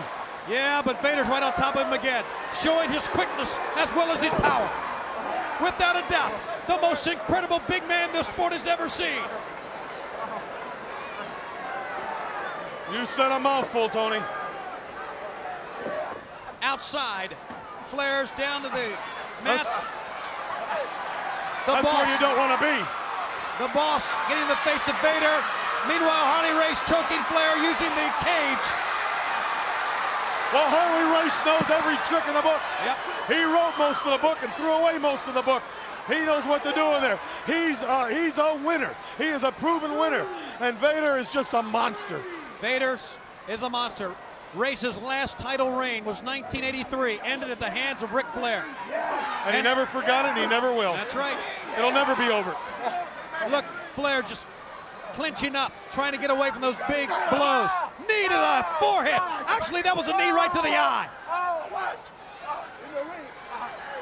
Race reaching through again as the boss admonishes Vader. Fingers in the eyes. Vader and the boss, nose to nose. Yeah, but Vader knows what he's doing. Vader's a very sharp man. Yes. He took the boss away from what Harley Race was doing. See, this is a master plan, and it's going to work. We're going to see a new champion. We are seeing once again the action brought to you by WCW as only Ric Flair and Vader can have. And they are going at it. Last time, many of you fans thought that Vader may have knocked Flair's teeth out of his head. Really, he bloodied his mouth. The teeth were loose, but they stayed intact. And now they're going at it again, just like December 27th at Starrcade. Oh no! One blow to the nose. Oh, Flair with a toe hold. He's a different Ric Flair. He is a different Ric Flair. That's your 11-time champion. He is one butt-kicking human being right now. And Ric Flair could care less. I don't think he cares if this is his last match. He's going to make Vader suffer real bad. In the ropes. The force of Vader sending Flair on the outside. Vader's got to work on that back.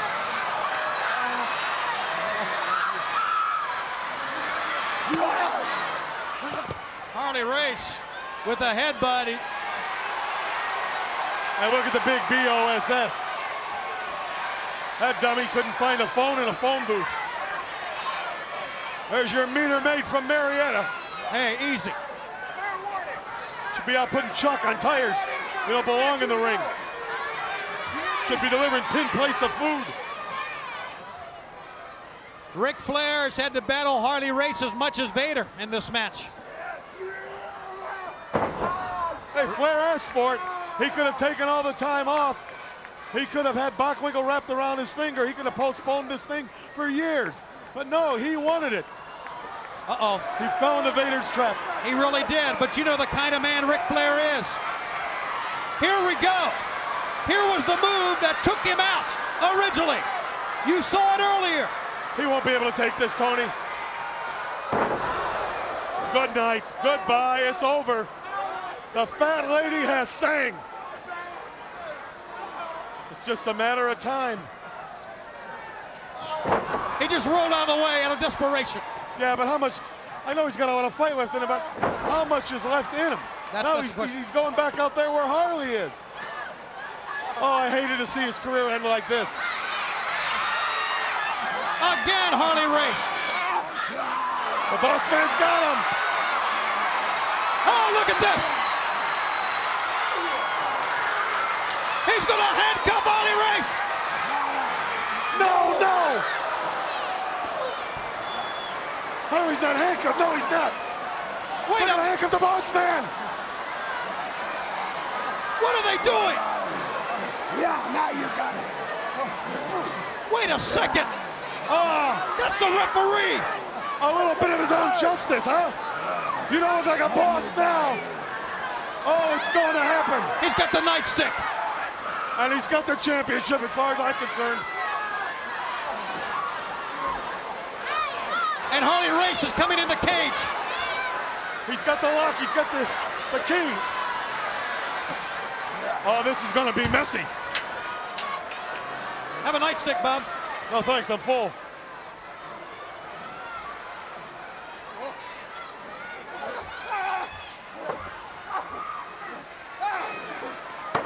See the cage shaking, Tony?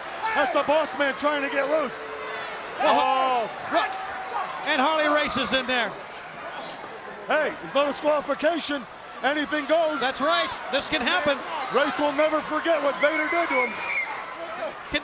The boss man, does he have... Where's his key? Harley Race has his key.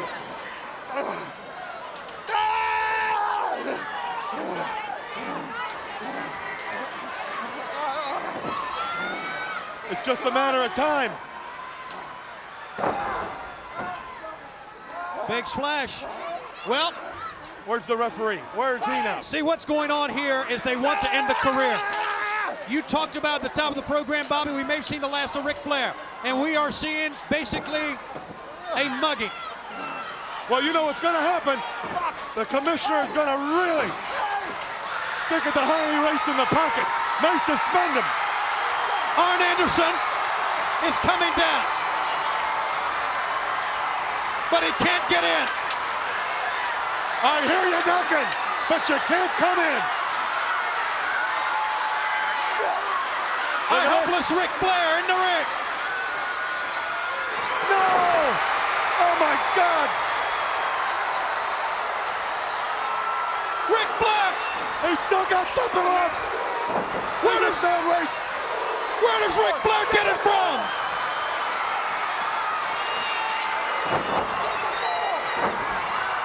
Steamboat has a chair.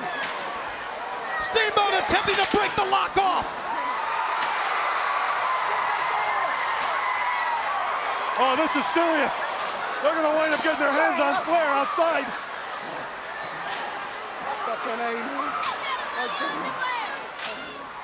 The boss still trying to get out. We've seen chairs, nightsticks, handcuffs. You've seen it all here. Ric Flair! And I can't believe it, Flair is on his feet. What does it take to stop Ric Flair? The boss is telling Steamboat, get the key.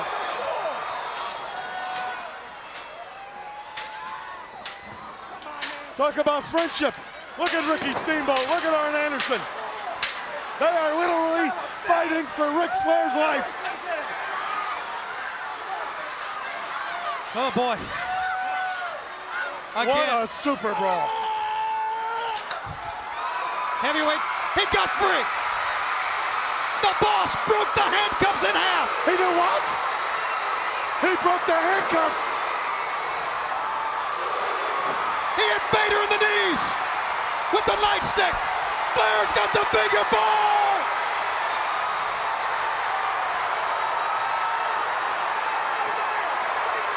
He's calling for the bell.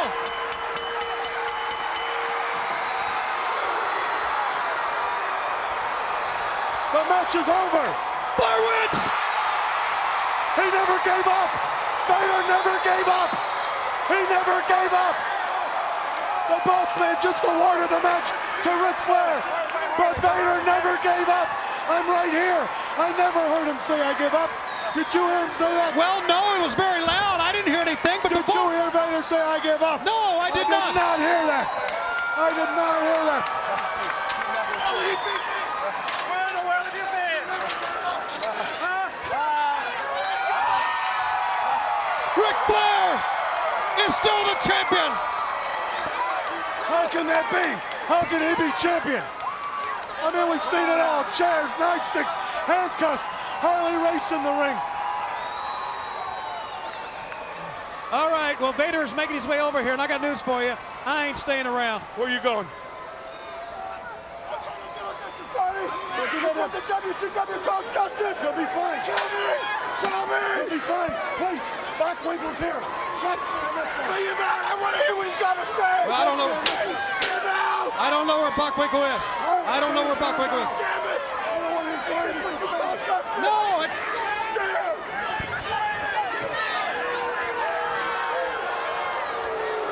Well, Bob, stand up here.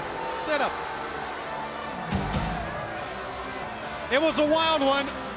Literally broke the handcuffs in half to the boss, made his way in, hit Vader in the knees with another nightstick. The figure four leg lock was on, and the boss says that yes, he's the winner. He terrifies me. Vader terrifies me. But I'll tell you something. How the boss man could ring the bell is beyond me. I'm sitting not more than 7 feet from the ring. All night long I've heard conversation, swearing, everything. I never heard Vader quit. He's not a quitter, and I'll get to the bottom of this. Fans for Bobby the Brain Heenan, call the hotline. Max and Cactus are there. See you.